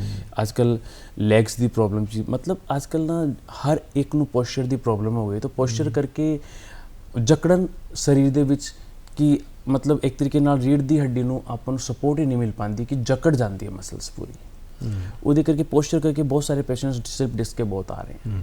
ਕੋਈ ਸਾਨੂੰ ਸਾਡੇ ਦਰਸ਼ਕਾਂ ਨੂੰ ਕੋਈ ਟਿਪਸ ਦੇ ਸਕਦੇ ਹੋ ਵੀ ਜਿਹੜੇ ਮੰਨ ਲਓ ਜਿਹੜੇ ਕੰਪਿਊਟਰ ਤੇ ਕੰਮ ਕਰਦੇ ਆ ਜਾਂ ਸਕਰੀਨ ਟਾਈਮ ਜ਼ਿਆਦਾ ਹੈ ਜਾਂ ਉਹਨਾਂ ਦਾ ਬੈਠਣ ਦਾ ਬਹੁਤ ਸਿਟਿੰਗਸ ਹੈ, ਤੇ ਆਪਣੇ ਪੋਸਚਰ ਨੂੰ ਐਕਚੁਅਲੀ ਆਪਣੇ ਪੋਸਚਰ ਨੂੰ ਹਮੇਸ਼ਾ ਸਿੱਧਾ ਰੱਖ ਕੇ ਬਿਲਕੁਲ ਲੈਵਲ ਤੇ, ਇਹਦੀ ਤੁਸੀਂ ਲੈਪਟਾਪ ਤੇ ਜਾਂ ਮੋਬਾਈਲ ਤੇ ਜੋ ਵੀ ਕੰਮ ਕਰਦੇ ਹੋ ਤਾਂ ਆਈਜ਼ ਦੇ ਲੈਵਲ ਤੇ ਰੱਖ ਕੇ ਕੰਮ ਕਰਨਾ ਚਾਹੀਦਾ ਹੈ, ਬਿਲਕੁਲ ਸਟ੍ਰੇਟ ਫੋਰਵਰਡ ਬੈਠ ਕੇ। ਜਦੋਂ ਤੁਸੀਂ ਸਿੱਧਾ ਬੈਠ ਕੇ ਕੰਮ ਕਰਦੇ ਹੋ ਤਾਂ ਤੁਹਾਡੀ ਕਮਰ ਬਿਲਕੁਲ ਸਿੱਧੀ ਰਹਿੰਦੀ ਹੈ ਤੇ ਆਸ-ਪਾਸ ਦੀ ਮਸਲਸ ਰੀੜ ਦੀ ਹੱਡੀ ਨੂੰ ਸਪੋਰਟ ਦਿੰਦੀ ਹੈ। ਸਪੋਰਟ ਦੇਣ ਕਰਕੇ ਤੁਸੀਂ ਬਿਲਕੁਲ ਸਿੱਧਾ ਬੈਠੋਗੇ, ਤੁਹਾਨੂੰ ਜਕੜਨ ਨਹੀਂ ਹੋਣਗੀ। ਇੱਕ ਸਵੇਰ ਹਮੇਸ਼ਾ ਵਾਕ ਕਰੋ, ਜਦੋਂ ਜਿਹੜੇ ਵੀ ਲੌਂਗ ਸਿਟਿੰਗ ਦੀ ਜਿਹਨੂੰ ਜੋਬ ਹੈਗੀ ਹੈ, ਜਿਹੜਾ ਬੰਦਾ ਲੌਂਗ ਸਿਟਿੰਗ ਜੋਬ ਕਰਦਾ ਹੈ, ਉਹਨੂੰ ਘੱਟੋ ਘੱਟ 10-15 ਮਿੰਟ ਸਵੇਰ ਹਮੇਸ਼ਾ ਐਕਸਰਸਾਈਜ਼ਸ ਕਰਨੀ ਚਾਹੀਦੀ ਤਾਂ ਕਿ ਉਹ ਬਾਅਦ ਵਿੱਚ 6 ਘੰਟੇ 7 ਘੰਟੇ 8 ਘੰਟੇ ਦੀ ਉਹ ਜੋਬ ਕਰੇ ਤਾਂ ਉਹਨੂੰ ਜਕੜਨ ਨਾ ਹੋਣ। ਇੱਕ ਨਾ ਅਸੀਂ ਉਹ ਲਫ਼ਜ਼ ਅੱਜ ਕੱਲ੍ਹ ਉਹ ਵੀ ਜਿੱਦਾਂ ਫਿਜ਼ੀਓਥੈਰੇਪਿਸਟ ਜਾਂ ਫਿਜ਼ੀਓਥੈਰੇਪੀ ਦੀ ਗੱਲ ਚੱਲਦੀ, ਇੱਕ ਲਫ਼ਜ਼ ਆਮ ਤੌਰ 'ਤੇ ਵਰਤਿਆ ਜਾਂਦਾ ਡਾਈਟੀਸ਼ਨ, ਜਾਂ ਇਹ ਕਹਿ ਲਓ ਵੀ ਇਹ ਦੋਨੋਂ ਤਿੰਨੋਂ ਸਾਰੀਆਂ ਚੀਜ਼ਾਂ ਜਿਹੜੀਆਂ ਮਿਲ ਕੇ ਨਾ ਇੱਕ ਲਾਈਫ ਸਟਾਈਲ ਯਾਨੀ ਜੀਵਨ ਜੀਣ ਦੀ ਜਿਹੜੀ ਜਾਂਚ ਹੈ ਉਹਨੂੰ ਸਾਨੂੰ ਕਹਿੰਦੇ ਵੀ ਬਦਲਣ ਦੀ ਜ਼ਰੂਰਤ ਹੈ। ਸੋ ਐਜ਼ ਏ ਫਿਜ਼ੀਓਥੈਰੇਪਿਸਟ ਦੇ ਨਾਤੇ ਤੁਸੀਂ ਕੀ ਕਹਿਣਾ ਚਾਹੋਗੇ ਵੀ ਸਾਨੂੰ ਕਿੱਦਾਂ ਦੀ ਜੀਵਨ ਸ਼ੈਲੀ ਅਪਣਾਉਣੀ ਚਾਹੀਦੀ ਹੈ? ਹੁਣ ਕੰਮ ਤਾਂ ਸਾਡਾ ਕੰਮ ਹੈ, ਉਹ ਜੇ ਬਹਿ ਕੇ ਕਰਨਾ ਤਾਂ ਬਹਿ ਕੇ ਹੀ ਹੋਣਾ, ਉਹ ਤੁਰਦੇ ਫਿਰਦੇ ਨਹੀਂ ਹੋ ਸਕਦਾ। ਸੋ ਆਪਣੇ ਉਸ ਕੰਮ ਨੂੰ ਵੀ ਅਸੀਂ ਪੂਰਾ ਕਰ ਪਾਈਏ ਅਤੇ ਹੈਲਦੀ ਇੱਕ ਸਵਸਥ ਜਿਹੜਾ ਹੈ ਉਹ ਲਾਈਫ ਸਟਾਈਲ ਵੀ ਬਣਾ ਕੇ ਰੱਖ ਸਕੀਏ, ਕਿੱਦਾਂ ਹੋ ਸਕਦਾ ਹੈ? ਪੋਸੀਬਲ ਹੈ ਵੈਸੇ ਕਿ ਨਹੀਂ ਹੈ? ਪਹਿਲੇ ਦੇਖੋ ਗੁਰਵਿੰਦਰ ਜੀ, ਇੱਦਾਂ ਹੈ ਕਿ ਅੱਜ ਕੱਲ੍ਹ ਦੇ ਸਮੇਂ ਦੇ ਵਿੱਚ ਔਰ ਪਹਿਲਾਂ ਜੋ ਸਮੇਂ ਸੀਗਾ ਜੀ, ਤੁਸੀਂ ਦੇਖਿਆ ਹੋਣਾ ਪਹਿਲੇ ਵਾਲਾ ਜਿਹੜਾ ਸਮੇਂ ਸੀ ਉਹਦੇ ਵਿੱਚ ਲੋਕੀ ਜਿੱਦਾਂ ਮੰਨ ਲਓ ਤੁਸੀਂ ਕਿਸੇ ਨੂੰ ਬੁਲਾਉਣਾ ਵੀ ਹੈ ਤਾਂ ਤੁਸੀਂ ਤੁਰ ਕੇ ਜਾਂਦੇ ਸੀ, ਇੱਕ ਰੂਮ ਤੋਂ ਦੂਸਰੇ ਰੂਮ ਦੇ ਵਿੱਚ ਵੀ ਤੁਸੀਂ ਤੁਰ ਕੇ ਜਾਂਦੇ ਸੀ। ਅੱਜ ਕੱਲ੍ਹ ਦਾ ਸਮਾਂ ਇੱਦਾਂ ਦਾ ਹੋ ਗਿਆ, ਬੋਡੀ ਦੀ ਮੂਵਮੈਂਟ ਹੀ ਨਹੀਂ ਹੈ। ਤੁਸੀਂ ਇੱਕ ਰੂਮ ਦੇ ਵਿੱਚ ਦੂਸਰੇ ਰੂਮ ਦੇ ਵਿੱਚ ਕੋਈ ਬੰਦਾ ਬੈਠਾ ਹੈ ਜਾਂ ਤੁਸੀਂ ਉਹਨੂੰ ਬੁਲਾਉਣਾ ਚਾਹੁੰਦੇ ਹੋ ਤਾਂ ਤੁਸੀਂ ਫੋਨ ਕਰਕੇ ਨਾਲ ਹੀ ਬੁਲਾ ਲੈਂਦੇ ਹੋ, ਤੁਹਾਡੀ ਮੂਵਮੈਂਟ ਤਾਂ ਨਹੀਂ ਹੋਈ ਨਾ। ਪਹਿਲੇ ਦੇ ਸਮੇਂ ਦੇ ਵਿੱਚ ਲੋਕੀ ਆਪਣੇ ਦਾਦਾ ਪੜਦਾਦਾ ਜਿਹੜੇ ਪਹਿਲਾਂ ਸੀਗੇ ਉਹ ਤੁਰ ਕੇ ਜਾਂਦੇ ਹੁੰਦੇ ਸੀਗੇ, ਕਿਉਂਕਿ ਕੋਈ ਵੀ ਆਪਣੇ ਕੋਲ ਕਨਵੈਂਸ ਨਹੀਂ ਹੁੰਦਾ ਸੀ, ਨਾ ਸਕੂਟਰ ਨਾ ਮੋਟਰਸਾਈਕਲ, ਕੁਝ ਵੀ ਨਹੀਂ ਸੀਗਾ, ਤਾਂ ਉਹਨਾਂ ਨੂੰ ਬਿਮਾਰੀਆਂ ਵੀ ਘੱਟ ਲੱਗਦੀ ਸੀ। ਪਹਿਲਾਂ ਸ਼ੁੱਧ ਖਾਣਾ ਹੁੰਦਾ ਸੀਗਾ, ਸਾਰਾ ਕੁਝ ਸੀਗਾ, ਠੀਕ ਹੈ, ਪੋਲਿਊਸ਼ਨ ਵੀ ਇੰਨਾ ਨਹੀਂ ਹੁੰਦਾ ਸੀਗਾ। ਅੱਜ ਕੱਲ੍ਹ ਕਨਵੈਂਸ ਇੰਨੇ ਹੋ ਗਏ ਹੈ, ਮੋਬਾਈਲ ਹੋ ਗਿਆ, ਸਾਰਾ ਕੁਝ ਹੋ ਗਿਆ, ਆਪਾਂ ਮੂਵਮੈਂਟ ਹੀ ਨਹੀਂ ਕਰਨਾ ਚਾਹੁੰਦੇ। ਕਿਸੇ ਨੂੰ ਬੁਲਾਉਣਾ ਵੀ ਹੈਗਾ ਹੈ ਤਾਂ ਆਪਾਂ ਮੋਬਾਈਲ ਕਰਕੇ ਨਾਲ ਆ ਜਾ ਬਾਈ, ਆਪਣੀ ਮੂਵਮੈਂਟ ਨਹੀਂ ਹੈ। ਕਿਉਂਕਿ ਬੋਡੀ ਦੀ ਜਦੋਂ ਮੂਵਮੈਂਟ ਨਹੀਂ, ਡੇਲੀ ਲਾਈਫ ਸਟਾਈਲ ਜਿਹੜੀ ਹੈਗੀ ਹੈ ਉਹ ਆਪਣੀ ਬਿਲਕੁਲ ਇੱਕ ਤਰੀਕੇ ਨਾਲ ਸ਼ਰਿੰਕ ਜਿਹੀ ਹੋ ਗਈ ਹੈ, ਘਟ ਗਈ ਹੈ, ਆਪਾਂ ਮੂਵਮੈਂਟ ਕਰਨਾ ਹੀ ਨਹੀਂ ਚਾਹੁੰਦੇ। ਇਹਦੀ ਆਪਾਂ ਅੱਜ ਕੱਲ੍ਹ ਦੇਖੋ, ਤੁਸੀਂ ਖੁਦ ਦੇਖੋ ਕਿ ਪਹਿਲਾਂ ਲੋਕੀ ਤੁਰ ਕੇ ਜਾਂਦੇ ਸੀ, ਕਦੇ ਸੁਣਿਆ ਸੀ ਤੁਸੀਂ ਕਿ ਵੋਕ ਕਰਨ ਜਾ ਰਹੇ ਹਾਂ? ਅੱਜ ਕੱਲ੍ਹ ਤੁਰਨ ਨੂੰ ਵੋਕ ਕਹਿੰਦੇ ਆ ਕਿ ਹਾਂ ਜੀ ਸੁਬਹ ਮੈਂ ਵੋਕ ਕਰਨ ਜਾ ਰਿਹਾ, ਉਹਨੂੰ ਹੀ ਆਪਾਂ ਬਸ ਆਪਣੇ ਆਪ ਨੂੰ ਲਾਈਫ ਸਟਾਈਲ ਦੇ ਵਿੱਚ ਬਦਲ ਲਿਆ ਕਿ ਜੇ ਮੈਂ ਵੋਕ ਕਰਨ ਜਾ। ਪਹਿਲਾਂ ਲੋਕੀ ਮੰਨ ਲਓ ਕਿਤੇ ਵੀ ਜਾਂਦੇ ਸੀ, ਰਿਸ਼ਤੇਦਾਰਾਂ ਦੇ ਵਿੱਚ ਵੀ ਜਾਂਦੇ ਸੀਗੇ ਤਾਂ ਤੁਰ ਕੇ ਜਾਂਦੇ ਸੀ। ਅੱਜ ਕੱਲ੍ਹ ਕੌਣ ਤੁਰ ਕੇ ਜਾਂਦਾ? ਆਪਾਂ ਨੂੰ ਕੋਈ ਬ੍ਰੈਡ ਦਾ ਮੰਨ ਲਓ ਪੈਕਟ ਵੀ ਲੈਣ ਜਾਣਾ ਤਾਂ ਆਪਾਂ ਸਕੂਟਰ ਮੋਟਰਸਾਈਕਲ ਲੈ ਕੇ ਜਾਂਦੇ ਹਾਂ ਕਿ ਮਿੰਟੋ ਮਿੰਟ ਆ ਜਾਣਾ ਅਤੇ ਨਾਲ ਜੋਬ ਚਲ ਜਾਣਾ, ਟਾਈਮ ਬਚਾਏ ਸਾਡਾ। तो ये लाइफ स्टाइल एक्चुअल से आजकल के समय के मूवमेंट ही नहीं है बॉडी की, तो बीमारियां भी उस हिसाब नाल बढ़ गई हैं। ठीक है। अच्छा, एक होर एक मैं थोड़े तो जानना चाहांगा कि साडे समाज ना एक होर एक प्रॉब्लम उम्र के हिसाब नाल तां असीं ज़्यादा देखिए, बाकी तुसीं बेहतर जानते हो, जिन्हों कह दिंदे आ गठिया। हाँ जी। आर्थराइटिस शायद। हाँ जी, हाँ जी। ये समस्या जिहड़ी है इहदा भी फिजियोथेरेपिस्ट कोई इलाज है या हल है या कोई? बिल्कुल, बहुत बढ़िया क्वेश्चन तुसीं पूछा है, क्योंकि आजकल के समय दे विच आर्थराइटिस की प्रॉब्लम्स काफ़ी बढ़ गई हैं। आर्थराइटिस वक्रा वक्रा हुंदा, किसी नूं गठिया रूमेटॉइड आर्थराइटिस की प्रॉब्लम है, किसी नूं ऑस्टियो आर्थराइटिस की प्रॉब्लम हैगी है। क्योंकि देखो जिन्हें भी आजकल कॉमन चीज़ां हो गई हैं, मतलब एक ऑस्टियो आर्थराइटिस नी रिप्लेसमेंट जेडे होने लगे हैं वो ऑस्टियो आर्थराइटिस करके ज़्यादा होने लगे हैं। कि मतलब थोड़ा सिंपल भाषा च जे एक सिंपल भाषा दे विच आपां कहिए कि जे मान लो कि किसी नूं गोडे खराब हो गए, जिन्हों ग्रीस मुक गई, हाँ ठीक है, वो ते आजकल मतलब इहदे विच इदां है कि आजकल कॉमन जा हो गया, क्योंकि लोगों की मूवमेंट्स ही नहीं है। ठीक है, ਇਹਦੇ ਵਿੱਚ ਫਿਜ਼ੀਓਥੈਰੇਪੀ ਦਾ ਬਹੁਤ ਵੱਡਾ ਰੋਲ ਹੁੰਦਾ ਹੈ ਆਰਥਰਾਈਟਿਸ ਦੇ ਵਿੱਚ। ਪਰ ਅਸੀਂ ਤੇ ਕਈ ਵਾਰੀ ਸੁਣਿਆ ਕਿ ਡਾਕਟਰ ਮਨਾ ਕਰਦੇ ਨੇ ਕਿ ਬੀਬੀ ਘੱਟ ਤੁਰਿਆ ਕਰ, ਤੂੰ ਜ਼ਿਆਦਾ ਤੁਰਦੀਆਂ, ਗੋਡੇ ਅੱਗੇ ਖੁਰ ਗਏ ਸਾਰੇ। ਐਕਚੁਅਲ 'ਚ ਇਦਾਂ ਹੁੰਦਾ ਨਾ ਕਿ ਸਰ ਇਹਦੀ ਤੁਸੀਂ ਜ਼ਿਆਦਾ ਤੁਰੋਗੇ ਤਾਂ ਉਹਨਾਂ ਨੂੰ ਦਰਦ ਹੁੰਦਾ ਹੈ, ਉਹ ਦਰਦ ਦੇ ਪ੍ਰੀਕਾਸ਼ਨ ਕਰਕੇ ਡਾਕਟਰਸ ਕਹਿੰਦੇ ਕਿ ਤੁਸੀਂ ਘੱਟ ਤੁਰਿਆ ਕਰੋ। ਠੀਕ ਹੈ, ਪੇਨ ਵੀ ਹੁੰਦਾ, ਪਰ ਆਪਾਂ ਨੂੰ ਜ਼ਿਆਦਾ ਤੁਰਨ ਵਾਸਤੇ ਐਕਸਰਸਾਈਜ਼ ਕਰਨੀ ਪੈਣੀ ਹੈ। ठीक है, आप ਉਹਦੀ ਰੇਂਜ ਨੂੰ ਵਧਾਵਾਂਗੇ, ਕਿਸੇ ਦੇ ਗੋਡੇ ਰੁਕ ਜਾਂਦੇ ਆ। ਨਹੀਂ, ਪਰ ਕੀ ਦਰਦ ਕਰਕੇ ਮਤਲਬ ਫਿਜ਼ੀਓਥੈਰੇਪੀ ਦੇ ਨਾਲ ਗਰੀਸ ਹੋ ਜਾਂਦੀ ਪੂਰੀ? ਗਰੀਸ ਨਹੀਂ ਹੁੰਦੀ, ਪਰ ਆਪਾਂ ਨੂੰ ਮੇਨਟੇਨ ਕਰ ਸਕਦੇ ਆ। ਡਿਪੈਂਡ ਕਰਦਾ ਹੈ ਜੀ ਆਪਣੇ ਉੱਤੇ ਕਿ ਮੰਨ ਲਓ ਕਿਸੇ ਨੂੰ ਇਨੀਸ਼ੀਅਲੀ ਸਟੇਜ ਦੇ ਵਿੱਚ ਇਹਦੀ ਮੰਨ ਲਓ ਕਿਸੇ ਨੂੰ ਆਰਥਰਾਈਟਿਸ ਦੀ ਪ੍ਰੋਬਲਮ ਹੋਈ ਹੈ, ਠੀਕ ਹੈ, ਤਾਂ ਉਹ ਪੇਸ਼ੈਂਟ ਰਿਕਵਰ ਕਰ ਸਕਦਾ ਹੈ। ਅੱਛਾ, ठीक है, यानी शुरू ਦੇ ਵਿੱਚ ਜੇ ਤੁਹਾਨੂੰ ਪਹਿਲੇ ਪਤਾ ਲੱਗ ਗਿਆ ਆਪਾਂ ਨੂੰ ਤਾਂ ਉਹ ਰਿਕਵਰ ਕਰ ਜਾਂਦਾ ਪੇਸ਼ੈਂਟ, ਕਾਫੀ ਰਿਕਵਰ ਕਰ ਜਾਂਦਾ। ਇਹਦੀ ਮੰਨ ਲਓ ਉਹਦੀ ਗ੍ਰੇਡ 4 ਹੋ ਗਈ, 3 ਹੋ ਗਈ, ਤਾਂ ਪੇਸ਼ੈਂਟਸ ਨੂੰ ਆਪਾਂ ਮੇਨਟੇਨ ਕਰ ਸਕਦੇ ਹਾਂ, ਪਰ ਉਹ ਆਰਥਰਾਈਟਿਸ ਖਤਮ ਨਹੀਂ ਕਰ ਸਕਦੇ। ਪਰ ਐਕਸਰਸਾਈਜ਼ ਕਰਕੇ ਉਹਦਾ ਟਾਈਮ ਪੀਰੀਅਡ ਵਧਾ ਸਕਦੇ ਹਾਂ ਪ੍ਰੋਬਲਮ ਦਾ। ਠੀਕ ਹੈ, ਮੰਨ ਲਓ ਕਿਸੇ ਨੇ ਨੀ ਰਿਪਲੇਸਮੈਂਟ ਕਰਾਣੀ ਹੈ, ਸਪੋਜ਼ ਕਰੋ ਗ੍ਰੇਡ 4 ਦਾ ਨੀ, ਉਹਨੂੰ ਗੋਡਾ ਖਰਾਬ ਹੋ ਗਿਆ ਉਹਦਾ, ਤਾਂ ਗ੍ਰੇਡ 4 ਦੇ ਵਿੱਚ ਖਰਾਬ ਹੋਇਆ ਗੋਡਾ, ਤਾਂ ਉਹ ਐਕਸਰਸਾਈਜ਼ ਵਗੈਰਾ ਕਰਕੇ ਉਹਦਾ ਟਾਈਮ ਪੀਰੀਅਡ ਵਧਾ ਸਕਦੇ ਆ ਆਪਾਂ, ਪਰ ਉਸ ਗ੍ਰੇਡ 4 ਦੇ ਵਿੱਚ ਉਹ ਪ੍ਰੋਬਲਮ ਖਤਮ ਨਹੀਂ ਹੋ ਸਕਦੀ। ਪਰ ਉਹ ਕਹਿੰਦੇ ਵੀ ਗੋਡੇ ਨਹੀਂ ਖਰਾਬ ਹੋਏ, ਮੇਰਾ ਨਾ ਯੂਰੀਆ ਵੱਧ ਗਿਆ। ਹਾਂਜੀ ਹੁਣ ਯੂਰੀਆ ਤਾਂ ਅਸੀਂ ਪਾਉਂਦੇ ਸੀ ਖੇਤਾਂ 'ਚ ਫਸਲਾਂ ਦੇ ਵਾਸਤੇ, ਅੱਜ ਵੀ ਪਾਉਂਦੇ ਹਾਂ। ਹੁਣ ਉਹ ਯੂਰੀਆ ਸਾਡੇ ਵੱਧ ਜਾਵੇ ਤਾਂ ਉਹ ਸਾਨੂੰ ਦਰਦਾਂ ਕਰਦਾ ਜਾਂ ਕੀ ਕਰਦਾ। ਉਹ ਯੂਰੇਟ ਕ੍ਰਿਸਟਲ ਕਈ ਵਾਰ ਆਪਣੇ ਨਾ ਜੁਆਇੰਟਸ ਦੇ ਵਿੱਚ ਜਮ੍ਹਾਂ ਹੋ ਜਾਂਦੇ ਹੈ। ਅੱਛਾ। ਤਾਂ ਆਪਾਂ ਉਹਨੂੰ ਨਾ ਮੂਵਮੈਂਟਸ ਕਰਕੇ ਆਪਾਂ ਮਤਲਬ ਜੋੜ ਜਿਹੜੇ ਦਰਦ ਹੈਗੇ ਆ ਉਹਨੂੰ ਹਰ ਇੱਕ ਤਰੀਕੇ ਨਾਲ ਫਿਜ਼ੀਓਥੈਰੇਪੀ ਦੇ ਵਿੱਚ ਆਪਾਂ ਕਈ ਟੈਕਨੀਕਸ ਹੈਗੇ ਉਹਦੇ ਵਿੱਚ ਕੰਮ ਕਰ ਸਕਦੇ ਹਾਂ। ਜਿੱਦਾਂ ਮੰਨ ਲਓ ਪੇਨ ਹੋ ਰਹੀ ਹੈ ਜੋੜਿਆਂ ਦੇ ਵਿੱਚ, ਤਾਂ ਆਪਾਂ ਆਈਸਿੰਗ ਲਗਾ ਸਕਦੇ ਹਾਂ, ਉਹਦੇ ਵਿੱਚ ਸਵੈਲਿੰਗ ਥੋੜ੍ਹੀ ਰਿਡਿਊਸ ਹੋ ਜਾਣੀ ਹੈ, ਤਾਂ ਆਪਾਂ ਪੇਨ ਨੂੰ ਜਿੱਦਾਂ ਮੰਨ ਲਓ ਐਕਸਰਸਾਈਜ਼ ਕਰਕੇ ਉਹਦਾ ਪੇਨ ਘਟਾ ਸਕਦੇ ਹਾਂ। ਠੀਕ ਹੈ, ਰੇਂਜ ਆਫ ਮੋਸ਼ਨ ਵਧਾ ਸਕਦੇ ਹਾਂ ਉਹਦੀ, ਤਾਂ ਉਹ ਤੁਰਨ ਫਿਰਨ 'ਚ ਮਸਲਸ ਦੀ ਸਟਰੈਂਥ ਲੈ ਕੇ ਆ ਸਕਦੇ ਹਾਂ, ਕਿਉਂਕਿ ਮਸਲ ਦੀ ਕਈ ਵਾਰ ਪੇਨ ਕਰਕੇ ਨਾ ਮਸਲ ਦੀ ਸਟਰੈਂਥ ਵੀ ਘਟ ਜਾਂਦੀ ਹੈ। ਅੱਛਾ। ਤਾਂ ਮਸਲ ਦੀ ਸਟਰੈਂਥ ਵਧੂਗੀ ਤਾਂ ਆਪਾਂ ਮਤਲਬ ਲੋ ਇੰਪੈਕਟ ਸਟਰੈਂਥਨਿੰਗ ਐਕਸਰਸਾਈਜ਼ਸ ਹੁੰਦੀਆਂ ਨੇ ਜਿਹੜੀ ਆਪਾਂ ਕਰਕੇ ਉਹਨੂੰ ਰਿਕਵਰ ਕਰ ਸਕਦੇ ਹਾਂ, ਪੇਨ ਘਟਾ ਸਕਦੇ ਹਾਂ। ਅੱਛਾ, ਫਿਜ਼ੀਓਥੈਰੇਪੀ ਦੇ ਵਿੱਚ ਵੀ ਅੱਜ ਕੱਲ੍ਹ ਤਾਂ ਸੁਣਿਆ ਬੜੀਆਂ ਮਸ਼ੀਨਾਂ ਆ ਗਈਆਂ, ਕਰੰਟ ਵੀ ਲਗਾਉਂਦੇ ਆ ਕਿ ਕੁਝ ਕਰਦੇ ਆ। ਮਸ਼ੀਨ ਨਾਲ ਹੀ ਕਰਨੀ ਚਾਹੀਦੀ ਹੈ ਜਾਂ ਉਹਦੇ 'ਚ ਫਾਇਦਾ ਜ਼ਿਆਦਾ ਹੈ, ਜਾਂ ਕਿ ਜਿਹੜੀ ਹੱਥਾਂ ਨਾਲ ਕਰਦੇ ਜਾਂ ਪੈਰਾਂ ਨਾਲ ਕਰਦੇ? ਦੇਖੋ, ਫਿਜ਼ੀਓਥੈਰੇਪੀ ਦਾ ਮੀਨਸ ਇਹੀ ਹੁੰਦਾ ਹੈ ਕਿ ਤੁਸੀਂ ਫਿਜ਼ੀਕਲ ਐਕਟੀਵਿਟੀ ਕਰਕੇ ਪੇਸ਼ੈਂਟ ਨੂੰ ਟ੍ਰੀਟ ਕਰਨਾ। ਅੱਛਾ। ਤਾਂ ਫਿਜ਼ੀਓਥੈਰੇਪੀ ਦੇ ਵਿੱਚ ਉੱਦਾਂ 3 ਚੀਜ਼ਾਂ ਹੁੰਦੀਆਂ ਨੇ ਕਿ ਇਲੈਕਟ੍ਰੋਥੈਰੇਪੀ, ਐਕਸਰਸਾਈਜ਼ ਥੈਰੇਪੀ ਔਰ ਮੈਨੂਅਲ ਥੈਰੇਪੀ। ਅੱਛਾ ਜੀ। ਬਟ ਜਿਹੜੀ ਮਸ਼ੀਨਾਂ ਹੈਗੀਆਂ, ਮਸ਼ੀਨਾਂ ਤੋਂ ਨੋਰਮਲੀ ਟੈਂਪਰੇਰੀ ਰਿਲੀਫ ਦੇਣਾ ਉਹਨਾਂ ਨੇ। ਕਰੰਟ ਹੈ, ਕਈ ਲੋ ਫ੍ਰੀਕੁਐਂਸੀ ਕਰੰਟ ਹੈ, ਮੀਡੀਅਮ ਫ੍ਰੀਕੁਐਂਸੀ ਕਰੰਟ ਹੈ, ਹਾਈ ਫ੍ਰੀਕੁਐਂਸੀ ਕਰੰਟ ਹੈ, ਅਲੱਗ-ਅਲੱਗ ਟਾਈਪ ਦੀ ਮਸ਼ੀਨਾਂ ਹੈਗੀਆਂ। ਅੱਜ ਕੱਲ੍ਹ ਤਾਂ ਰੋਬੋਟਿਕਸ ਵੀ ਆ ਗਈਆਂ।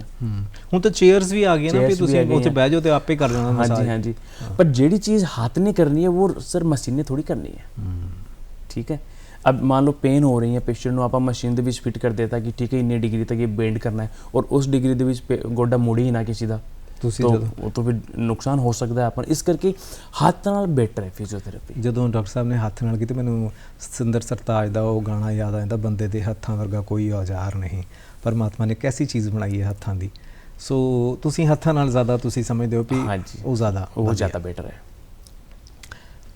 ਹੱਡੀ ਟੁੱਟ ਗਈ ਮੰਨ ਲਓ, ਬੱਚੇ ਅਕਸਰ ਖੇਡਦੇ ਆ ਕਿਸੇ ਮੈਦਾਨ ਦੇ ਵਿੱਚ, ਕੋਈ ਖੇਡਦੇ, ਵੈਸੇ ਤਾਂ ਅੱਜ ਕੱਲ੍ਹ ਜ਼ਿਆਦਾਤਰ ਮੋਬਾਈਲਾਂ 'ਤੇ ਜ਼ਿਆਦਾ, ਪਰ ਫਿਰ ਵੀ ਬੱਚੇ ਮੈਦਾਨ 'ਚ ਜਾ ਕੇ ਵੀ ਖੇਡਦੇ ਨੇ, ਘਰਾਂ ਤੋਂ ਬਾਹਰ ਜਾ ਕੇ ਵੀ, ਗਲੀ 'ਚ ਵੀ ਖੇਡਦੇ ਨੇ। ਬਿਲਕੁਲ ਜੀ। ਬਾਲ ਲੱਗ ਗਈ, ਬੈਟ ਲੱਗ ਗਿਆ, ਸੱਟ ਲੱਗ ਗਈ, ਹੱਡੀ ਟੁੱਟ ਗਈ। ਹੁਣ ਉਸ ਵੇਲੇ ਬੱਚਿਆਂ ਨੂੰ ਫਿਜ਼ੀਓਥੈਰੇਪੀ ਇੱਕਦਮ ਸ਼ੁਰੂ ਕਰ ਦੇਣੀ ਚਾਹੀਦੀ ਹੈ ਜਾਂ ਕਿ ਕੁਝ ਸਮੇਂ ਬਾਅਦ? ਇਹ ਕਿੱਦਾਂ ਹੁੰਦਾ ਫਿਰ? ਕੁਝ ਸਮੇਂ ਬਾਅਦ ਐਕਚੁਅਲ 'ਚ ਕੀ ਹੁੰਦਾ ਹੈ ਕਿ ਜਿੱਦਾਂ ਕਿਸੇ ਦੀ ਹੱਡੀ ਟੁੱਟ ਗਈ ਤਾਂ ਸਭ ਤੋਂ ਪਹਿਲਾਂ ਉਹ ਆਰਥੋਪੈਡਿਸ਼ਨ ਦੇ ਕੋਲ ਜਾਣਾ ਹੈ। ਠੀਕ ਹੈ, ਉਹਨਾਂ ਨੇ ਉਹਦੀ ਹੱਡੀ ਦਾ ਜੋ ਵੀ ਉਹਨਾਂ ਨੇ ਅਸੈਸਮੈਂਟ ਕਰਨਾ ਹੈ, ਜੋ ਵੀ ਕਰਨਾ ਹੈ, ਟ੍ਰੀਟਮੈਂਟ ਕਰਨਾ ਹੈ, ਉਹਨਾਂ ਨੇ ਟ੍ਰੀਟਮੈਂਟ ਕਰਨਾ ਹੈ। ਕੁਝ ਟਾਈਮ ਤੋਂ ਬਾਅਦ ਉਹ ਹੱਡੀ ਜੁੜਦੀ ਹੈ। ਠੀਕ ਹੈ, ਜੁੜਨ ਤੋਂ ਪਲਾਸਟਰ ਖੁੱਲ੍ਹਦਾ ਹੈ, ਉਸ ਤੋਂ ਬਾਅਦ ਹੱਡੀ ਜੁੜਦੀ ਹੈ। ਜੁੜਨ ਤੋਂ ਬਾਅਦ ਆਪਾਂ ਉਹਦੀ ਫਿਜ਼ੀਓਥੈਰੇਪੀ ਸਟਾਰਟ ਕਰਦੇ ਹਾਂ। ਜਦੋਂ ਹੌਲੀ ਹੌਲੀ ਫਿਜ਼ੀਓਥੈਰੇਪੀ ਉਹਦੀ ਰੇਂਜ ਆਫ ਮੋਸ਼ਨ ਵਧਾਉਂਦੇ ਹਾਂ, ਹੌਲੀ ਹੌਲੀ ਮਸਲ ਦੀ, ਕਿਉਂਕਿ ਪਲਾਸਟਰ ਦੇ ਵਿੱਚ ਜਦੋਂ ਹੁੰਦੀ ਹੈ ਬੋਨ ਆਪਣੀ ਅੰਦਰ, ਤਾਂ ਉਹ ਮਸਲਸ ਬਿਲਕੁਲ ਐਟਰੋਫੀ ਦੇ ਵਿੱਚ ਚਲੀ ਜਾਂਦੀ ਹੈ। ਮਸਲਸ ਬਿਲਕੁਲ ਜਿੱਦਾਂ ਆਪਾਂ ਦੇਸੀ ਲੈਂਗੁਏਜ ਦੇ ਵਿੱਚ ਕਹਿੰਦੇ ਸੁੱਕ ਜਾਂਦੀ ਹੈ ਲੱਤ। ਅੱਛਾ। ਠੀਕ ਹੈ, ਉਸ ਮਸਲਸ ਨੂੰ ਵਾਪਸ ਆਪਾਂ ਰਿਕਵਰ ਕਰਨ ਵਾਸਤੇ ਐਕਸਰਸਾਈਜ਼ ਕਰਦੇ ਹਾਂ। ਠੀਕ ਹੈ, ਕੁਝ ਟਾਈਮ ਤੋਂ ਬਾਅਦ ਜਿੱਦਾਂ ਹੱਡੀ ਜੁੜਦੀ ਹੈ ਉੱਦਾਂ ਆਪਾਂ ਐਕਸਰਸਾਈਜ਼ ਵਗੈਰਾ ਫਿਰ ਐਡ ਕਰੀ ਜਾਣੀ ਹੈ, ਵਧਾਈ ਜਾਣੀ ਹੈ। ਇੱਕ ਹੋਰ ਲਫ਼ਜ਼ ਵਰਤਿਆ ਜਾਂਦਾ ਵੀ ਜੀ ਲਿਗਾਮੈਂਟ ਜਿਹੜਾ ਉਹ ਫ੍ਰੈਕਚਰ ਹੋ ਗਿਆ, ਜਾਂ ਲਿਗਾਮੈਂਟ ਜਿਹੜਾ ਉਹ ਟੁੱਟ ਗਿਆ ਜਾਂ ਖਰਾਬ ਹੋ ਗਿਆ, ਇਹ ਕੀ ਹੈ? ਲਿਗਾਮੈਂਟ ਆਪਣੇ ਜਿਹੜਾ ਐਕਚੁਅਲੀ ਲਿਗਾਮੈਂਟ ਜਿਹੜਾ ਹੁੰਦਾ ਆਪਣੀ ਜੋੜਾਂ ਨੂੰ ਜੋੜ ਕੇ ਰੱਖਦਾ ਹੁੰਦਾ ਹੈ। ਅੱਛਾ। ਠੀਕ ਹੈ, ਹਰ ਇੱਕ ਜੋੜ ਦੇ ਵਿੱਚ ਲਿਗਾਮੈਂਟਸ ਹੁੰਦੇ ਨੇ। ਠੀਕ ਹੈ ਜੀ। ਅਤੇ ਜਦੋਂ ਕਾਮਨ ਜਿਹੜਾ ਲਿਗਾਮੈਂਟ ਹੈ ਉਹ ਜ਼ਿਆਦਾਤਰ ACL ਟੁੱਟਦਾ ਹੁੰਦਾ, ਜਿਹੜੇ ਫੁੱਟਬਾਲ ਪਲੇਅਰਸ ਹੈਗੇ ਹੈ। ਠੀਕ ਹੈ, ਖਿਡਾਰੀ ਜਿਹੜੇ ਹੈਗੇ ਹੈ ਨਾ, ਪਲੇਅਰਸ ਹੈ, ਅਤੇ ਜ਼ਿਆਦਾਤਰ ਕਾਮਨ ਇਹ ਫੁੱਟਬਾਲ ਪਲੇਅਰਸ ਨੂੰ ਜ਼ਿਆਦਾ ਹੁੰਦਾ ਹੈ, ਜਾਂ ਟਵਿਸਟਿੰਗ ਮੂਵਮੈਂਟ ਦੇ ਵਿੱਚ ਆਪਣਾ ਜ਼ਿਆਦਾ ਹੋ ਜਾਂਦਾ ਹੈ, ਟੁੱਟ ਜਾਂਦਾ ਹੈ। ਅੱਛਾ। ਅਤੇ ACL ਜਿਹੜਾ ਐਂਟੀਰੀਅਰ ਕ੍ਰੂਸ਼ੀਏਟ ਲਿਗਾਮੈਂਟ ਹੁੰਦਾ ਹੈ ਨਾ, ਉਹ ਜਦੋਂ ਟੁੱਟਦਾ ਹੈ ਤਾਂ ਉਹਨੂੰ ਆਪਾਂ ਫਿਜ਼ੀਓਥੈਰੇਪੀ ਨਾਲ ਰਿਕਵਰ ਕਰ ਸਕਦੇ ਹਾਂ। ਉਹਦੀ ਕੰਡੀਸ਼ਨ 'ਤੇ ਡਿਪੈਂਡ ਕਰਦਾ ਹੈ ਕਿ ਉਹ ਕਿੰਨਾ ਟੁੱਟਿਆ ਹੈ, ਮਤਲਬ ਗ੍ਰੇਡ 1 2 3। ਠੀਕ ਹੈ, ਪਾਰਸ਼ਲ ਟੁੱਟਿਆ ਜਾਂ ਮਾਈਲਡ ਟੁੱਟਿਆ ਹੈ, ਜਾਂ ਪਾਰਸ਼ਲ ਟੁੱਟਿਆ ਜਾਂ ਕੰਪਲੀਟਲੀ ਟੀਅਰ ਹੋਇਆ ਹੈ, ਉਹਦੇ ਅਕੋਰਡਿੰਗਲੀ ਆਪਾਂ ਉਹਨੂੰ ਰਿਪੇਅਰ ਕਰਦੇ ਹਾਂ। ਫਿਜ਼ੀਓਥੈਰੇਪੀ ਤੋਂ ਉਹ ਘੱਟੋ ਘੱਟ 3 ਸੇ 4 ਮਹੀਨੇ ਦੇ ਵਿੱਚ ਰਿਕਵਰ ਹੁੰਦਾ ਹੈ। ਫਿਜ਼ੀਓਥੈਰੇਪੀ ਇਹਦੀ ਆਪਾਂ ਕਰਦੇ ਹਾਂ ਤਾਂ ਇਹਦੀ ਉਹਨੂੰ ਰੀਕਨਸਟਰਕਸ਼ਨ ਸਰਜਰੀ ਹੁੰਦੀ ਹੈ ਉਹਦੀ, ਤਾਂ ਘੱਟੋ ਘੱਟ 6 to 9 ਮੰਥ ਲੱਗਦੇ ਹਨ ਰਿਕਵਰ ਹੋਣ ਨੂੰ। ਯਾਨੀ ਇਹ ਦੋ ਤਰੀਕਿਆਂ ਦੇ ਨਾਲ ਲਿਗਾਮੈਂਟ ਰਿਪੇਅਰ ਹੁੰਦਾ, ਫਿਜ਼ੀਓਥੈਰੇਪੀ ਨਾਲ ਤੇ ਸਰਜਰੀ ਨਾਲ, ਦੋਨਾਂ ਦੇ ਨਾਲ। ਹਾਂਜੀ। ਅੱਛਾ, ਹੁਣ ਆ ਜਾਂਦਾ ਸਾਡੇ ਕੋਲ, ਅਸੀਂ ਕਹਿੰਦੇ ਵੀ ਲਿਗਾਮੈਂਟ ਵੀ ਠੀਕ ਹੋ ਜਾਂਦਾ, ਤੁਸੀਂ ਦੱਸਿਆ ਵੀ, ਔਰ ਜਿਨ੍ਹਾਂ ਨੂੰ ਆਰਥਰਾਈਟਿਸ ਦੀ ਸਮੱਸਿਆ ਉਹਨੂੰ ਵੀ ਉਹਦੇ 'ਚ ਫਾਇਦਾ ਮਿਲਦਾ ਹੈ। ਪਰ ਬਹੁਤ ਸਾਰੇ ਲੋਕਾਂ ਨੂੰ ਹਜੇ ਵੀ ਨਹੀਂ ਪਤਾ ਕਿ ਹੋਰ ਕਿਹੜੀਆਂ ਬਿਮਾਰੀਆਂ ਨੇ ਜਿਨ੍ਹਾਂ ਦੇ ਵਿੱਚ ਫਿਜ਼ੀਓਥੈਰੇਪੀ ਸਾਡੇ ਵਾਸਤੇ ਸਹਾਇਕ ਹੋ ਸਕਦੀ ਹੈ, ਸਾਨੂੰ ਫਾਇਦਾ ਦੇ ਸਕਦੀ ਹੈ। ਸੋ ਕੁਝ ਇਹੋ ਜਿਹੀਆਂ ਚੀਜ਼ਾਂ ਜਿਨ੍ਹਾਂ ਦੇ ਨਾਮ ਤੁਸੀਂ ਲੈ ਸਕਦੇ ਹੋ ਕਿ ਇਹਨਾਂ ਚੀਜ਼ਾਂ ਦੇ ਨਾਲ ਫਿਜ਼ੀਓਥੈਰੇਪੀ ਦੇ ਵਿੱਚ ਇਲਾਜ ਵਧੀਆ ਹੋ ਸਕਦਾ।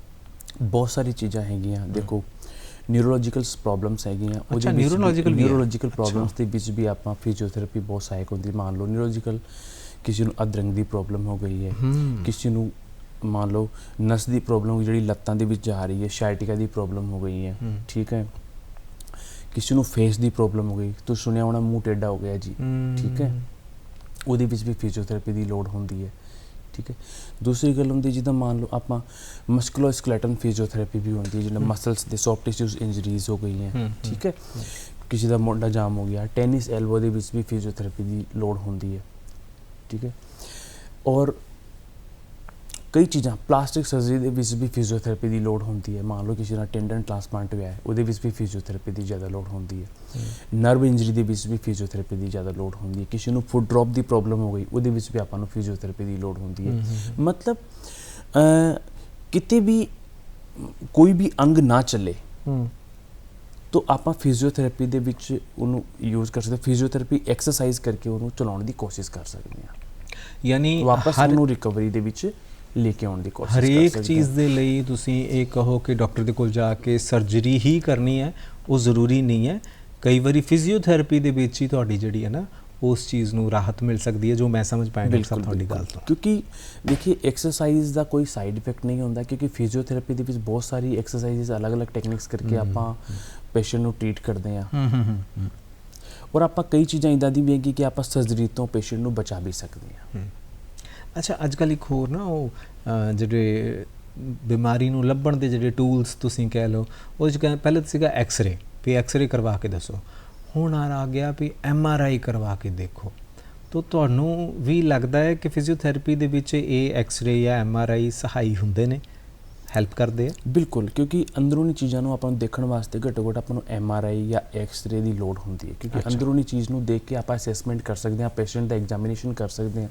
ਤਾਂ ਹੀ ਆਪਾਂ ਟ੍ਰੀਟਮੈਂਟ ਕਰਾਂਗੇ ਅੱਗੇ ਇਹਦੀ ਆਪਾਂ ਨੂੰ ਕੋਈ ਚੀਜ਼ ਦਾ ਪਤਾ ਕਰਨ ਵਾਸਤੇ ਆਪਾਂ ਨੂੰ MRI CT ਸਕੈਨ ਜਾਂ ਕੋਈ ਵੀ ਚੀਜ਼ ਐਕਸਰੇ ਉਹ ਆਪਾਂ ਨੂੰ ਕਰਾਉਣਾ ਹੀ ਪੈਣਾ ਹੈ ਇਹਦੀ ਕਿਸੇ ਨੂੰ ਕੰਡੀਸ਼ਨ ਦੇ ਅਕੋਰਡਿੰਗਲੀ ਹਰ ਕਿਸੇ ਨੂੰ ਆਪਾਂ ਨਹੀਂ ਸੁਜੈਸ਼ਨ ਦਿੰਦੇ ਕਿ ਭਾਈ ਕਰਾਓ ਤੁਸੀਂ ਕਿਸੇ ਨੂੰ ਮੰਨ ਲਓ ਆਪਾਂ ਨੂੰ ਕੋਈ ਪ੍ਰੋਬਲਮ ਨੂੰ ਲੱਭਣਾ ਹੈ ਤਾਂ ਆਪਾਂ ਨੂੰ ਇਹ ਜ਼ਰੂਰੀ ਹੋ ਜਾਂਦੀ ਹੈ ਜਿੱਦਾਂ ਕਿ ਆਪਾਂ ਪਹਿਲੇ ਵੀ ਗੱਲ ਕੀਤੀ ਕਿ ਲਾਈਫ ਸਟਾਈਲ ਦੇ ਵਿੱਚ ਆਉਂਦਾ ਵੀ ਤੁਹਾਡੀ ਧੌਣ ਜਿਹੜੀ ਇੱਦਾਂ ਹੋ ਗਈ ਉਹ ਮੋਬਾਈਲ ਦੇਖ ਕੇ ਜਾਂ ਕੰਪਿਊਟਰ ਦੇ ਉੱਤੇ ਸੋ ਉਹਦੇ ਵਾਸਤੇ ਕੋਈ ਛੋਟੀ ਜਿਹੀ ਕੋਈ ਐਕਸਰਸਾਈਜ਼ ਜਾਂ ਕੋਈ ਇੱਦਾਂ ਦਾ ਤੁਸੀਂ ਦੱਸ ਸਕਦੇ ਹੋ ਸਾਡੇ ਦਰਸ਼ਕਾਂ ਨੂੰ ਕਿ ਉਹਨਾਂ ਨੂੰ ਥੋੜ੍ਹਾ ਵੀ ਇਸ ਤੋਂ ਪਹਿਲੇ ਕਿ ਉਹ ਬਹੁਤ ਗੰਭੀਰ ਸਮੱਸਿਆ ਦੇ ਵਿੱਚ ਪਹੁੰਚ ਜਾਣ ਥੋੜ੍ਹਾ ਅਗਰ ਉਹ ਅਪਣਾ ਲੈਣ ਤਾਂ ਪੋਸਚਰ ਨੂੰ ਦੇਖੋ ਪੋਸਚਰ ਨੂੰ ਸਹੀ ਕਰਨ ਵਾਸਤੇ ਪਹਿਲਾਂ ਤਾਂ ਸਭ ਤੋਂ ਪਹਿਲਾਂ ਆਪਣੀ ਸਿਟਿੰਗ ਸਹੀ ਕਰਨੀ ਚਾਹੀਦੀ ਹੈ ਦੂਸਰੀ ਗੱਲ ਇੱਦਾਂ ਹੈ ਕਿ ਸੁਬਹ 10-15 ਮਿੰਟ ਤੁਸੀਂ ਵਾਕ ਕਰੋ ਬੱਚਿਆਂ ਨੂੰ ਅਸੀਂ ਸਮਝਾ ਨਹੀਂ ਸਕਦੇ ਨਾ ਬੱਚੇ ਕਹਿੰਦੇ ਨਹੀਂ ਮੈਂ ਇੱਦਾਂ ਹੀ ਲੇਟ ਕੇ ਹੀ TV ਦੇਖਣਾ ਆ ਜਾਂ ਮੈਂ ਲੇਟ ਕੇ ਹੀ ਮੋਬਾਈਲ ਕਰਨਾ ਹੈ ਹੁਣ ਉਹਨਾਂ ਬੱਚਿਆਂ ਨੂੰ ਅਸੀਂ ਬਹੁਤਾ ਕਹਿ ਵੀ ਨਹੀਂ ਸਕਦੇ ਔਰ ਹੁਣ ਅਸੀਂ ਉੱਥੇ ਪਹੁੰਚੇ ਸੀਗੇ ਕਿ ਬੱਚਿਆਂ ਨੂੰ ਅਸੀਂ ਇਹ ਨਹੀਂ ਸਮਝਾ ਸਕਦੇ ਕਿ ਬੇਟਾ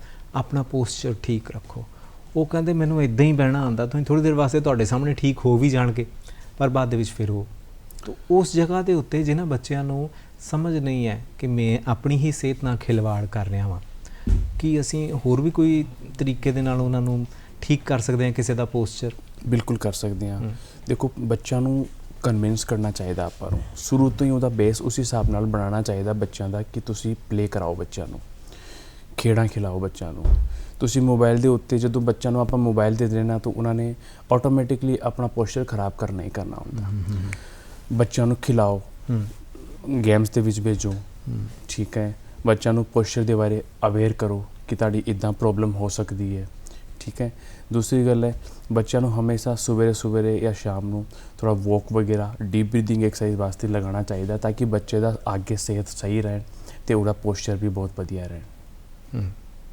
ਅੱਛਾ ਕਈ ਵਾਰੀ ਹੁੰਦਾ ਹੈ ਕਿ ਅਸੀਂ ਨਾ ਜਾਣਦੇ ਸਭ ਕੁਛ ਹਾਂ ਮੈਨੂੰ ਪਤਾ ਹੈ ਸਾਨੂੰ ਸਭ ਕੁਛ ਪਰ ਫਿਰ ਵੀ ਸਾਨੂੰ ਮਾੜੀ ਜਿਹੀ ਦਰਦ ਹੁੰਦੀ ਹੈ ਮਾੜੀ ਜਿਹੀ ਕੋਈ ਪ੍ਰੋਬਲਮ ਹੁੰਦੀ ਹੈ ਅਤੇ ਅਸੀਂ ਵਿਦਆਊਟ ਕੰਸਲਟਿੰਗ ਡਾਕਟਰ ਨੂੰ ਬਿਨਾਂ ਪੁੱਛੇ ਅਸੀਂ ਚੱਲ ਪੇਨ ਕਿਲਰ ਖਾ ਲੈ ਚੱਲ ਹੋਰ ਕੋਈ ਦਵਾਈ ਖਾ ਲੈ ਚੱਲ ਇਮਿਊਨਿਟੀ ਬੂਸਟਰ ਖਾ ਲੈ ਚੱਲ ਤੂੰ ਇੱਦਾਂ ਕਰ ਅੱਜ ਨਾ ਉਹ ਕੈਲਸ਼ੀਅਮ ਖਾ ਲੈ ਜਾਂ ਵਿਟਾਮਿਨ ਦੇ ਕੈਪਸੂਲ ਪਏ ਆ ਚੱਲ ਉਹੀ ਖਾ ਲੈ ਅਸੀਂ ਆਪਣੇ ਵੱਲੋਂ ਹੀ ਆਪਣਾ ਟ੍ਰੀਟਮੈਂਟ ਜਾਂ ਆਪਣੇ ਵੱਲੋਂ ਆਪਣੇ ਆਪ ਨੂੰ ਬਿਹਤਰ ਬਣਾਉਣ ਦੇ ਲਈ ਇਹ ਇੱਦਾਂ ਦੇ ਸਪਲੀਮੈਂਟਸ ਜਾਂ ਇੱਦਾਂ ਦੀ ਦਵਾਈਆਂ ਲੈਣਾ ਸ਼ੁਰੂ ਕਰ ਦਿੰਦੇ ਹਾਂ ਕੀ ਇਹ ਤੁਹਾਡੇ ਵਾਸਤੇ ਸਹੀ ਹੈ ਜਾਂ ਫਿਜ਼ੀਓਥੈਰੇਪੀ ਦੇ ਵਿੱਚ ਜਾ ਕੇ ਫਿਰ ਇਹ ਬਾਅਦ 'ਚ ਪ੍ਰੋਬਲਮ ਕਰਦਾ ਨਹੀਂ ਦੇਖੋ ਕਦੀ ਵੀ ਕੋਈ ਮੈਡੀਸਿਨਸ ਲੈਣੀ ਜਾਂ ਕੁਝ ਵਿਦਆਊਟ ਐਕਸਪਰਟ ਤੋਂ ਸਲਾਹ ਤੋਂ ਵਿਦਆਊਟ ਐਡਵਾਈਸ ਤੋਂ ਨਹੀਂ ਲੈਣੀ ਚਾਹੀਦੀ ਹੈ ਮੈਡੀਸਿਨ। ਜਦੋਂ ਵੀ ਤੁਹਾਨੂੰ ਕੋਈ ਪ੍ਰੋਬਲਮ ਹੁੰਦੀ ਹੈ, ਕੁਝ ਵੀ ਹੁੰਦਾ ਹੈ, ਮੰਨ ਲਓ ਕਿ ਕੁਝ ਦੁਖਦਾ ਜਾਂ ਕੁਝ ਵੀ ਹੈ, ਤਾਂ ਤੁਸੀਂ ਮੈਡੀਸਿਨਸ ਤੋਂ ਵਿਦਆਊਟ ਐਕਸਪਰਟ ਤੋਂ ਨਹੀਂ ਲੈ ਸਕਦੇ, ਠੀਕ ਹੈ। ਉਹ ਤੁਹਾਨੂੰ ਨੁਕਸਾਨ ਦੇ ਸਕਦੀ ਹੈ ਮੈਡੀਸਿਨਸ।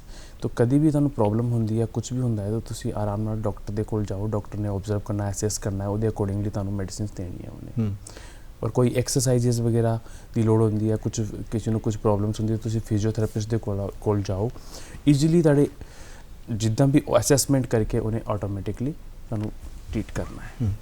ਅੱਛਾ, ਜਦੋਂ ਅਸੀਂ ਕਿਤੇ ਐਕਸਰਸਾਈਜ਼ ਵਾਸਤੇ ਜਾਂਦੇ ਹਾਂ, ਜਿਮ ਦੇ ਵਿੱਚ ਜਾਂਦੇ ਤਾਂ ਆਪਣੀ ਫਿਟਨੈਸ ਵਾਸਤੇ ਆ, ਬਿਲਕੁਲ। ਪਰ ਕਈ ਵਾਰੀ ਜਿਮ ਦੇ ਵਿੱਚ ਵੀ ਜ਼ਿਆਦਾ ਜ਼ੋਰ ਲਗਾਉਣ ਦੇ ਨਾਲ ਤੁਹਾਡਾ ਉਹ ਕੋਈ ਮਣਕਾ ਪ੍ਰੈਸ ਹੋ ਗਿਆ ਜਾਂ ਹੈ ਨਾ, ਤੁਹਾਡੀ ਬੈਕ ਪੇਨ ਸ਼ੁਰੂ ਹੋ ਗਈ, ਕੀ ਇਹਦਾ ਵੀ ਕੋਈ ਇਲਾਜ ਤੁਸੀਂ ਕਰਦੇ ਹੋ? ਬਹੁਤ ਸਾਰੀ ਚੀਜ਼ਾਂ ਹੈਗੀਆਂ ਜੀ, ਬਿਲਕੁਲ। ਜਦੋਂ ਤੁਸੀਂ ਜਿਮ ਦੇ ਵਿੱਚ ਜਾਂਦੇ ਹੋ ਤਾਂ ਦੇਖੋ ਉਨਾ ਹੀ ਤੁਸੀਂ ਇਹਦੀ ਪ੍ਰੋਫੈਸ਼ਨਲੀ ਹੈਗੇ ਹੈ ਕਿ ਤੁਸੀਂ ਜਿਮ ਦੇ ਵਿੱਚ ਤੁਹਾਨੂੰ ਕੁਝ ਬਾਹਰ ਕੁਝ ਪਹਿਲਵਾਨੀ ਦਾ ਕੰਮ ਕਰਨਾ ਜਾਂ ਕੁਝ ਕਰਨਾ ਹੈ, ਤੁਸੀਂ ਜਿਮ ਵਾਸਤੇ ਆਪਣੀ ਬੋਡੀ ਬਣਾਉਣ ਵਾਸਤੇ ਜਾ ਰਹੇ ਹੋ, ਤਾਂ ਉਹ ਅਲੱਗ ਚੀਜ਼ ਹੋ ਜਾਂਦੀ ਹੈ। ਇਹਦੀ ਕਾਮਨਲੀ ਤੁਸੀਂ ਐਕਸਰਸਾਈਜ਼ਸ ਕਰਨ ਜਾ ਰਹੇ ਹੋ, ਆਪਣੀ ਫਿਟਨੈਸ ਵਾਸਤੇ ਜਾ ਰਹੇ ਹੋ, ਤਾਂ ਉਹ ਉਨੀ ਐਕਸਰਸਾਈਜ਼ ਕਰੋ ਜਿੰਨੀ ਤੁਸੀਂ ਈਜ਼ੀਲੀ ਕਰ ਸਕਦੇ ਹੋ, ਜਿੰਨਾ ਤੁਹਾਡਾ ਸਰੀਰ ਸਹਾਰ ਸਕਦਾ ਹੈ। ਤੁਸੀਂ ਓਵਰ ਐਗਜੈਸ਼ਨ ਕਰੋਗੇ ਤਾਂ ਉਹ ਮਸਲਸ ਨੇ ਉਲਟਾ ਤੁਹਾਡੇ 'ਤੇ ਰਿਵਰਸ ਹੋ ਜਾਣਾ ਹੈ, ਹਾਵੀ ਹੋ ਜਾਣਾ ਹੈ, ਤੇ ਮਸਲਸ ਕਿਤੇ ਨਾ ਕਿਤੇ ਪੁੱਲ ਹੋ ਸਕਦਾ ਹੈ, ਟੀਅਰਿੰਗ ਹੋ ਸਕਦੀ ਹੈ। ਬੈਕ ਪੇਨ ਦੀ ਪ੍ਰੋਬਲਮ ਵਾਸਤੇ ਦੀ ਜ਼ਿਆਦਾ ਜ਼ੋਰ ਚੱਕੋਗੇ, ਜ਼ੋਰ ਨਾਲ ਬਾਹਰ ਨਾਲ ਤੁਸੀਂ ਕੋਈ ਚੀਜ਼ ਚੱਕੋਗੇ ਤਾਂ ਉਹ ਤੁਹਾਨੂੰ ਸਲਿਪ ਡਿਸਕ ਦੀ ਪ੍ਰੋਬਲਮ ਹੋ ਸਕਦੀ ਹੈ, ਸਾਇਆਟਿਕ ਦੀ ਪ੍ਰੋਬਲਮ ਹੋ ਸਕਦੀ ਹੈ, ਔਰ ਕੋਈ ਇੰਜਰੀ ਵੀ ਹੋ ਸਕਦੀ ਹੈ। ਇਸ ਕਰਕੇ ਉਨਾ ਹੀ ਕਰੋ ਜਿੰਨਾ ਤੁਸੀਂ ਈਜ਼ੀਲੀ ਕਰ ਸਕਦੇ ਹੋ। ਉਹ ਫਿਰ ਇਹ ਕਹਿੰਦੇ ਵੀ ਡਾਕਟਰ ਤਾਂ ਸਾਰਾ ਕੁਝ ਹੀ ਬੰਦ ਕਰਵਾ ਦਿੰਦੇ ਨੇ, ਉਹ ਤਾਂ ਕਹਿੰਦੇ ਪੌੜੀਆਂ ਨਾ ਚੜੋ, ਇਹ ਨਾ ਕਰੋ, ਉਹ ਨਾ ਕਰੋ, ਤਾਂ ਫਿਰ ਡਾਕਟਰ ਦੀ ਕਹਿੰਦੇ ਸਾਰੀ ਨਹੀਂ ਮੰਨਣੀ ਚਾਹੀਦੀ, ਥੋੜੀ ਆਪਣੀ ਮਾਨਾਈ ਕਰ ਲੈਣੀ ਚਾਹੀਦੀ ਹੈ, ਪਰ ਉਹਦੇ 'ਚ ਫਿਰ ਅੱਗੇ ਜਾ ਕੇ ਭੁਗਤਣਾ ਪੈਂਦਾ ਫਿਰ, ਹੈ ਨਾ? ਬਿਲਕੁਲ ਬਿਲਕੁਲ। ਫਿਰ ਉਹ ਥੋੜ੍ਹਾ ਦੇਖੋ, ਹਰ ਇੱਕ ਦੀ ਆਪਣੀ ਆਪਣੀ ਪ੍ਰੋਬਲਮਸ ਦੇ ਅਕੋਰਡਿੰਗਲੀ ਡਾਕਟਰ ਆਪਣੀ ਆਪਣੀ ਸਲਾਹ ਤੋਂ ਦਿੰਦੇ ਹੀ ਹੈ। ਪ੍ਰੋਬਲਮ ਦੇ ਅਕੋਰਡਿੰਗਲੀ ਡਾਕਟਰ ਨੇ ਆਪਣੀ ਸਲਾਹ ਐਡਵਾਈਸ ਤੋਂ ਜ਼ਰੂਰ ਦੇਣੀ ਹੁੰਦੀ ਹੈ ਨਾ। ਚਲੋ, ਅਸੀਂ ਬੱਚਿਆਂ ਦੀ ਗੱਲ ਕੀਤੀ ਕਿ ਬੱਚਿਆਂ ਨੂੰ ਤੁਸੀਂ ਕਿਹਾ ਵੀ ਕਾਉਂਸਲਿੰਗ ਕਰਕੇ ਸਮਝਾ ਕੇ ਜਿੰਨਾ ਹੋ ਸਕਦਾ ਉਹਨਾਂ ਨੂੰ ਸਹੀ ਲੀਕ 'ਤੇ ਲਿਆਇਆ ਜਾ ਸਕਦਾ। ਜਿਹੜੇ ਕਈ ਵੱਡੇ ਨੇ ਜਿਨ੍ਹਾਂ ਦੀਆਂ ਆਦਤਾਂ ਪੱਕ ਚੁੱਕੀਆਂ ਨੇ, ਉਹ ਕਹਿੰਦੇ ਬੇਟਾ ਹੁਣ ਇਸ ਉਮਰ 'ਚ ਮੈਂ ਚੇਂਜ ਥੋੜ੍ਹਾ ਹੋ ਸਕਦੀ ਹਾਂ, ਮੈਂ ਤਾਂ ਜਿੱਦਾਂ ਜਾਂਦੀ ਹਾਂ ਤੁਰਦੀ ਹਾਂ ਉੱਦਾਂ ਹੀ ਤੁਰਨੀ ਹੈ।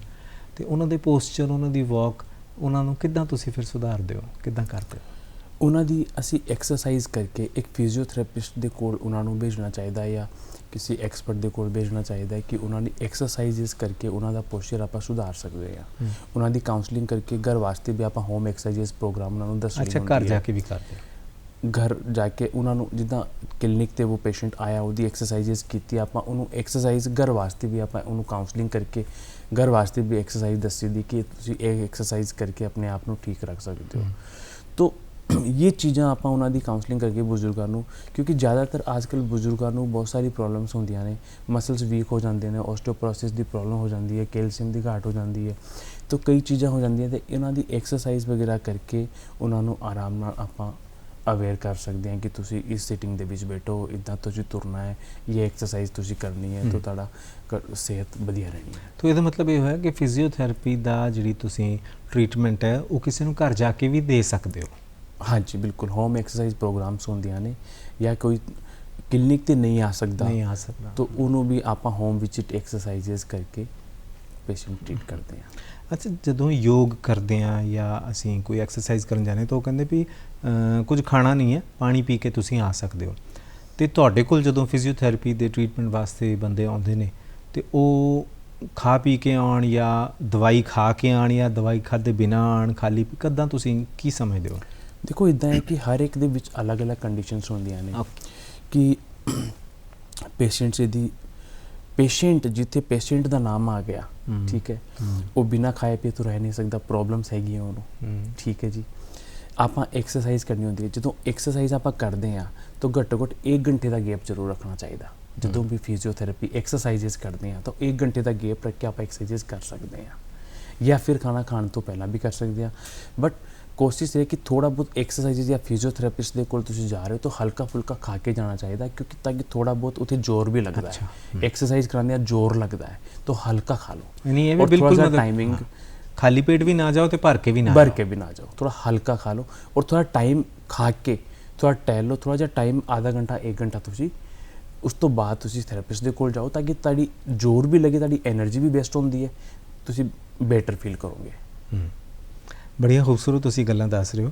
ਆਰਥੋਪੈਡਿਕ ਫਿਜ਼ੀਓਥੈਰੇਪੀ ਦੇ ਬਾਰੇ, ਔਰ ਇਹਦੇ 'ਚ ਜਿੰਨੀਆਂ ਤੁਸੀਂ ਬਿਮਾਰੀਆਂ ਸਾਡੇ ਆਲੇ ਦੁਆਲੇ ਨੇ ਉਹਨਾਂ ਸਾਰਿਆਂ ਨੂੰ ਹੀ ਲਗਭਗ ਤੁਸੀਂ ਕਵਰ ਕੀਤਾ ਔਰ ਦੱਸਿਆ ਕਿ ਇਹਨਾਂ ਸਾਰਿਆਂ ਦੇ ਵਿੱਚ ਕਿਸ ਤਰੀਕੇ ਦੇ ਨਾਲ ਫਿਜ਼ੀਓਥੈਰੇਪਿਸਟ ਜਿਹੜੀ ਹੈ ਉਹ ਇੱਕ ਹੈਲਪ ਕਰ ਸਕਦਾ, ਮਦਦ ਕਰ ਸਕਦਾ। ਅਤੇ ਅੱਛਾ, ਆਰਥੋਪੈਡਿਕ ਦੇ ਵਿੱਚ ਜੇ ਕਿਸੇ ਦੀਆਂ ਹੱਡੀਆਂ ਦੀ ਪਲੇਟ ਪੈ ਗਈ ਹੈ ਨਾ, ਵੀ ਅੱਜ ਕੱਲ੍ਹ ਇਹ ਵੀ ਸੁਣਦੇ ਹਾਂ ਕਿ ਜੀ ਬਿਲਕੁਲ ਹੀ ਟੁੱਟ ਗਈ ਸੀ ਤਾਂ ਉਹ ਪਲੇਟਾਂ ਪਾਉਣੀਆਂ ਪਈਆਂ ਜੀ, ਬਾਂਹ 'ਚ ਵੀ ਪਈ ਹੈ ਅਤੇ ਇੱਧਰ ਵੀ ਪਈ ਹੈ ਅਤੇ ਉੱਧਰ ਵੀ, ਅਤੇ ਉਹ ਜਿਹੜੀਆਂ ਪਲੇਟਾਂ ਪੈ ਗਈਆਂ ਨੇ ਉਹ ਤਾਂ ਹੁਣ ਆਰਟੀਫਿਸ਼ੀਅਲ ਹੈ, ਕਿ ਉਹਦੇ ਵਾਸਤੇ ਵੀ ਫਿਜ਼ੀਓਥੈਰੇਪੀ ਦੀ ਜ਼ਰੂਰਤ ਪੈਂਦੀ ਹੈ ਜਾਂ ਕਿ ਉਹ ਫਿਰ ਉੱਦਾਂ ਹੀ ਰਹਿਣਾ, ਉਹਨਾਂ ਕੁਛ ਨਹੀਂ ਜੋ ਹੈ ਜਿੰਨੀ ਮੂਵਮੈਂਟ ਹੈ। ਪਲੇਟ ਪੈ ਗਈਆਂ, ਪਲੇਟ ਪੈਣ ਤੋਂ ਬਾਅਦ ਇਹ ਪਲੇਟ ਪਾਣਾ ਨਹੀਂ ਪਾਣਾ ਇਹ ਆਰਥੋਪੈਡਿਕ ਸਰਜਨ 'ਤੇ ਡਿਪੈਂਡ ਕਰਦਾ ਹੈ। ਠੀਕ ਹੈ, ਕਿੰਨਾ ਫ੍ਰੈਕਚਰ ਹੈ ਕੀ ਹੈਗਾ, ਉਹ ਆਰਥੋਪੈਡਿਕ ਸਰਜਨ ਉਸ ਚੀਜ਼ ਨੂੰ ਅਸੈਸ ਕਰਦੇ ਹੈ। ਠੀਕ ਹੈ, ਜਿਹੜਾ ਫਿਜ਼ੀਓਥੈਰੇਪਿਸਟ ਹੈ ਉਹ ਆਪਰੇਟ ਤੋਂ ਬਾਅਦ ਚਾਹੇ ਪਲੇਟ ਪਈ ਹੋਏ ਚਾਹੇ ਨਹੀਂ ਹੋਏ, ਇਹਦੀ ਆਰਥੋਪੈਡਿਕਸ ਨੇ ਉਹਨੂੰ ਕਹਿਤਾ ਐਡਵਾਈਸ ਦਿੱਤੀ ਹੈ ਕਿ ਤੁਸੀਂ ਉਹਨੂੰ ਫਿਜ਼ੀਓਥੈਰੇਪੀ ਕਰਾ ਸਕਦੇ ਹੋ, ਸਟਾਰਟ ਕਰੋ। तो ਫਿਜ਼ੀਓਥੈਰੇਪਿਸਟ ਦਾ ਕੰਮ ਹੁੰਦਾ ਹੈ ਕਿ ਮਸਲਸ ਦੀ ਸਟਰੈਂਥ ਲੈ ਕੇ ਆਉਣਾ, ਪੇਸ਼ੈਂਟ ਨੂੰ ਤੋਰਨਾ ਫਿਰਨਾ, ਉਹਦੀ ਮੂਵਮੈਂਟਸ ਨੂੰ ਕਵਰ ਕਰਨਾ। ਯਾਨੀ ਜਿਹਨੂੰ ਪਲੇਟਾਂ ਪਈਆਂ ਉਹ ਵੀ ਫਿਜ਼ੀਓਥੈਰੇਪੀ ਕਰ ਸਕਦਾ, ਬਿਲਕੁਲ ਕਰ ਸਕਦਾ, ਫਾਇਦਾ ਲੈ ਸਕਦਾ, ਬਹੁਤ ਜ਼ਿਆਦਾ ਜ਼ਰੂਰੀ ਹੈ। ਅੱਛਾ, ਫਿਰ ਉਹ 'ਚ ਜ਼ਿਆਦਾ ਜ਼ਰੂਰੀ ਹੈ। ਪੋਸਟ ਆਪਰੇਟਿਵਲੀ ਫਿਜ਼ੀਓਥੈਰੇਪੀ ਬਹੁਤ ਜ਼ਿਆਦਾ ਜ਼ਰੂਰੀ ਹੁੰਦੀ ਹੈ ਬੋਨਸ ਦੇ ਵਿੱਚ। ਇਹ ਤਾਂ ਹੋ ਗਿਆ ਸਰੀਰਕ ਬਿਮਾਰੀਆਂ। ਹਾਂਜੀ, ਕੀ ਮਾਨਸਿਕ ਬਿਮਾਰੀਆਂ ਦੇ ਵਿੱਚ ਵੀ ਕੋਈ ਫਿਜ਼ੀਓਥੈਰੇਪੀ ਦਾ ਕੋਈ ਹੱਥ ਹੈ ਉਹਨੂੰ ਠੀਕ ਕਰਨ 'ਚ? ਮਾਨਸਿਕ ਬਿਮਾਰੀਆਂ ਦੇ ਵਿੱਚ ਦੇਖੋ, ਆਪਾਂ ਜ਼ਿਆਦਾ ਨਹੀਂ ਵੋਕ ਕਰੋ, ਥੋੜ੍ਹਾ ਜਿਹਾ ਜਿੱਦਾਂ ਡੀਪ ਬਰੀਥਿੰਗ ਐਕਸਰਸਾਈਜ਼ਸ ਔਰ ਥੋੜ੍ਹਾ ਜਿਹਾ ਵੋਕ ਵਗੈਰਾ ਕਰਨ ਨਾਲ, ਜਾਂ ਥੋੜ੍ਹਾ ਸੁਬਹ ਜਦੋਂ ਤੁਸੀਂ ਬਾਹਰ ਹਵਾ ਦੇ ਵਿੱਚ ਜਾਂ ਖੁੱਲ੍ਹੀ ਹਵਾ ਦੇ ਵਿੱਚ ਬਹਿ ਕੇ ਔਰ ਆਪਣੇ ਆਪ ਨੂੰ ਥੋੜ੍ਹਾ ਜਿਹਾ ਅਲੋਮ ਵਿਲੋਮ ਜਾਂ ਯੋਗਾ ਵਗੈਰਾ ਕਰਕੇ ਤੁਸੀਂ ਆਪਣੇ ਆਪ ਨੂੰ ਬੋਡੀ ਨੂੰ ਫਿਟ ਰੱਖ ਸਕਦੇ ਹੋ, ਸੈਟ ਕਰ ਸਕਦੇ ਹੋ। ਬਹੁਤ ਵਧੀਆ ਡਾਕਟਰ ਸਾਹਿਬ, ਬਹੁਤ ਸਾਰੀ ਜਾਣਕਾਰੀ ਔਰ ਬੜੇ ਖੂਬਸੂਰਤ ਢੰਗ ਨਾਲ ਤੁਸੀਂ ਜੈਪੁਰ ਤੋਂ ਹੁੰਦੇ ਹੋਏ ਵੀ ਔਰ ਬੜੀ ਖੂਬਸੂਰਤ ਪੰਜਾਬੀ ਦੇ ਵਿੱਚ ਤੁਸੀਂ ਬੋਲ ਕੇ ਸਾਡੇ ਦਰਸ਼ਕਾਂ ਦੇ ਨਾਲ ਸਾਂਝ ਪਾਈ। ਕੋਈ ਐਸੀ ਜੀ ਗੱਲ ਜਿਹੜੀ ਤੁਸੀਂ ਪੰਜਾਬ ਨੂੰ ਜਾਂ ਪੰਜਾਬੀਆਂ ਨੂੰ ਮੱਦੇਨਜ਼ਰ ਰੱਖਦੇ ਹੋਏ, ਕਿਉਂਕਿ ਅਸੀਂ ਪੰਜਾਬੀ ਜਿਹੜੇ ਨੇ ਖੁੱਲ੍ਹੇ ਸੁਭਾਅ ਦੇ ਹਾਂ ਔਰ ਖਾਣ ਪੀਣ ਦੇ ਵਿੱਚ ਤਾਂ ਅਸੀਂ ਦੇਖਦੇ ਨਹੀਂ, ਫਿਰ ਜੋ ਆਉਂਦਾ ਚੱਲ ਤੁੰਨ ਦੇ ਆਣ ਦੇ, ਤਾਂ ਕੋਈ ਗੱਲ ਤੁਸੀਂ ਕਹਿਣਾ ਚਾਹੁੰਦੇ ਹੋਵੋ ਕਿ ਆਪਣੀ ਸਿਹਤ ਵਾਸਤੇ ਜਿਹੜੀ ਸਾਨੂੰ ਧਿਆਨ 'ਚ ਰੱਖਣੀ ਚਾਹੀਦੀ ਹੈ, ਤਾਂ ਤੁਸੀਂ ਦਰਸ਼ਕਾਂ ਨੂੰ ਜ਼ਰੂਰ ਕਹਿ ਸਕਦੇ ਹੋ। ਦੇਖੋ, ਆਪਣਾ ਪੋਸਚਰ ਠੀਕ ਰੱਖਣ ਔਰ ਕੋਈ ਵੀ ਪ੍ਰੋਬਲਮ ਹੈਗੀ, ਕੁਛ ਵੀ ਹੋਗੀ, ਵਿਦਾਊਟ ਐਕਸਪਰਟ ਤੋਂ ਤੁਸੀਂ ਉਹਨੂੰ ਯੂਜ਼ ਨਾ ਕਰੋ। ਜਾਂ ਇੱਕ ਚੀਜ਼ ਹੋਰ ਮੈਂ ਕਹਿਣਾ ਚਾਹੂँਗਾ ਦਰਸ਼ਕਾਂ ਨੂੰ ਕਿ ਕਦੀ ਵੀ ਕੋਈ ਵੀ ਐਕਸਰਸਾਈਜ਼ ਕਰਨੀ ਹੈ ਜਾਂ ਕੁਛ ਵੀ ਕਰਨਾ ਹੈ, ਤੁਸੀਂ YouTube ਜਾਂ ਮੋਬਾਈਲ ਦੇ ਉੱਤੇ ਦੇਖ ਕੇ ਆਪਣਾ ਟ੍ਰੀਟਮੈਂਟ ਨੂੰ ਸਰਚ ਕਰਕੇ ਕਦੀ ਵੀ ਨਹੀਂ ਕਰਨਾ ਚਾਹੀਦਾ। ਵਿਦਾਊਟ ਐਕਸਪਰਟ ਦੀ ਸਲਾਹ ਨਾਲ ਤੁਸੀਂ ਕੁਛ ਨਾ ਕਰੋ। ਐਕਸਪਰਟ ਦੀ ਸਲਾਹ ਨਾਲ ਹੀ ਜਾਂ ਕਿਸੇ ਫਿਜ਼ੀਓਥੈਰੇਪਿਸਟ ਦੀ ਸਲਾਹ ਨਾਲ ਹੀ ਤੁਸੀਂ ਐਕਸਰਸਾਈਜ਼ਸ ਕਰੋ, ਉਹਨਾਂ ਦੀ ਰਾਏ ਨਾਲ ਕਰੋ, ਉਹਨਾਂ ਦੀ ਕਲੀਨਿਕ ਦੇ ਉੱਤੇ ਜਾ ਕੇ ਕਰੋ, ਤਾਂ ਕਿ ਤੁਹਾਨੂੰ ਇੱਕ ਸਹੀ ਟ੍ਰੀਟਮੈਂਟ ਮਿਲਣ ਔਰ ਸਹੀ ਤੁਹਾਨੂੰ ਫਾਇਦਾ ਮਿਲੇ। ਨੀਮ ਹਕੀਮ ਖਤਰਾ ਏ ਜਾਨ ਐਵੇਂ ਨਹੀਂ ਕਿਹਾ ਗਿਆ, ਹਾਲਾਂਕਿ ਅੱਜ ਕੱਲ੍ਹ ਤਾਂ ਸਮਾਂ ਉਹ ਹੈ ਜਿਹਦੇ 'ਚ ਕਹਾਵਤਾਂ ਅਤੇ ਅਖਾਣ ਵਗੈਰਾ ਪਤਾ ਹੀ ਨਹੀਂ ਸਾਨੂੰ ਕੀ ਨੇ ਅਤੇ ਕਿੱਦਾਂ ਨੇ, ਪਰ ਫਿਰ ਵੀ ਆਪਣੇ ਪੱਧਰ ਦੇ ਉੱਤੇ ਆਪਣੇ ਸਰੀਰ ਦੇ ਨਾਲ ਐਕਸਪੈਰੀਮੈਂਟ ਪ੍ਰਯੋਗ ਨਹੀਂ ਕਰਨੇ ਚਾਹੀਦੇ। ਕਿਸੇ ਜਾਣਕਾਰ ਪਰਸਨ ਜਾਂ ਜਿਹੜਾ ਤੁਹਾਡਾ ਉਸ ਖੇਤਰ ਦਾ ਮਾਹਿਰ ਹੈ ਉਹਦੀ ਸਲਾਹ ਜ਼ਰੂਰ ਲੈਣੀ ਚਾਹੀਦੀ ਹੈ। ਇਹ ਡਾਕਟਰ ਸਾਹਿਬ ਦੇ ਕਹਿਣ ਦਾ ਮਤਲਬ। ਡਾਕਟਰ ਸਾਹਿਬ, ਬਹੁਤ ਵਧੀਆ ਜਾਣਕਾਰੀ ਤੁਸੀਂ ਦਿੱਤੀ। Thank you sir. ਤੁਸੀਂ ਆਪਣੇ ਕੀਮਤੀ ਸਮੇਂ ਦੇ ਵਿੱਚੋਂ ਥੋੜ੍ਹਾ ਸਮਾਂ ਸਾਡੇ ਵਾਸਤੇ, ਸਾਡੇ ਦਰਸ਼ਕਾਂ ਲਈ ਕੱਢਿਆ, ਤੁਹਾਡਾ ਬਹੁਤ ਬਹੁਤ ਧੰਨਵਾਦ।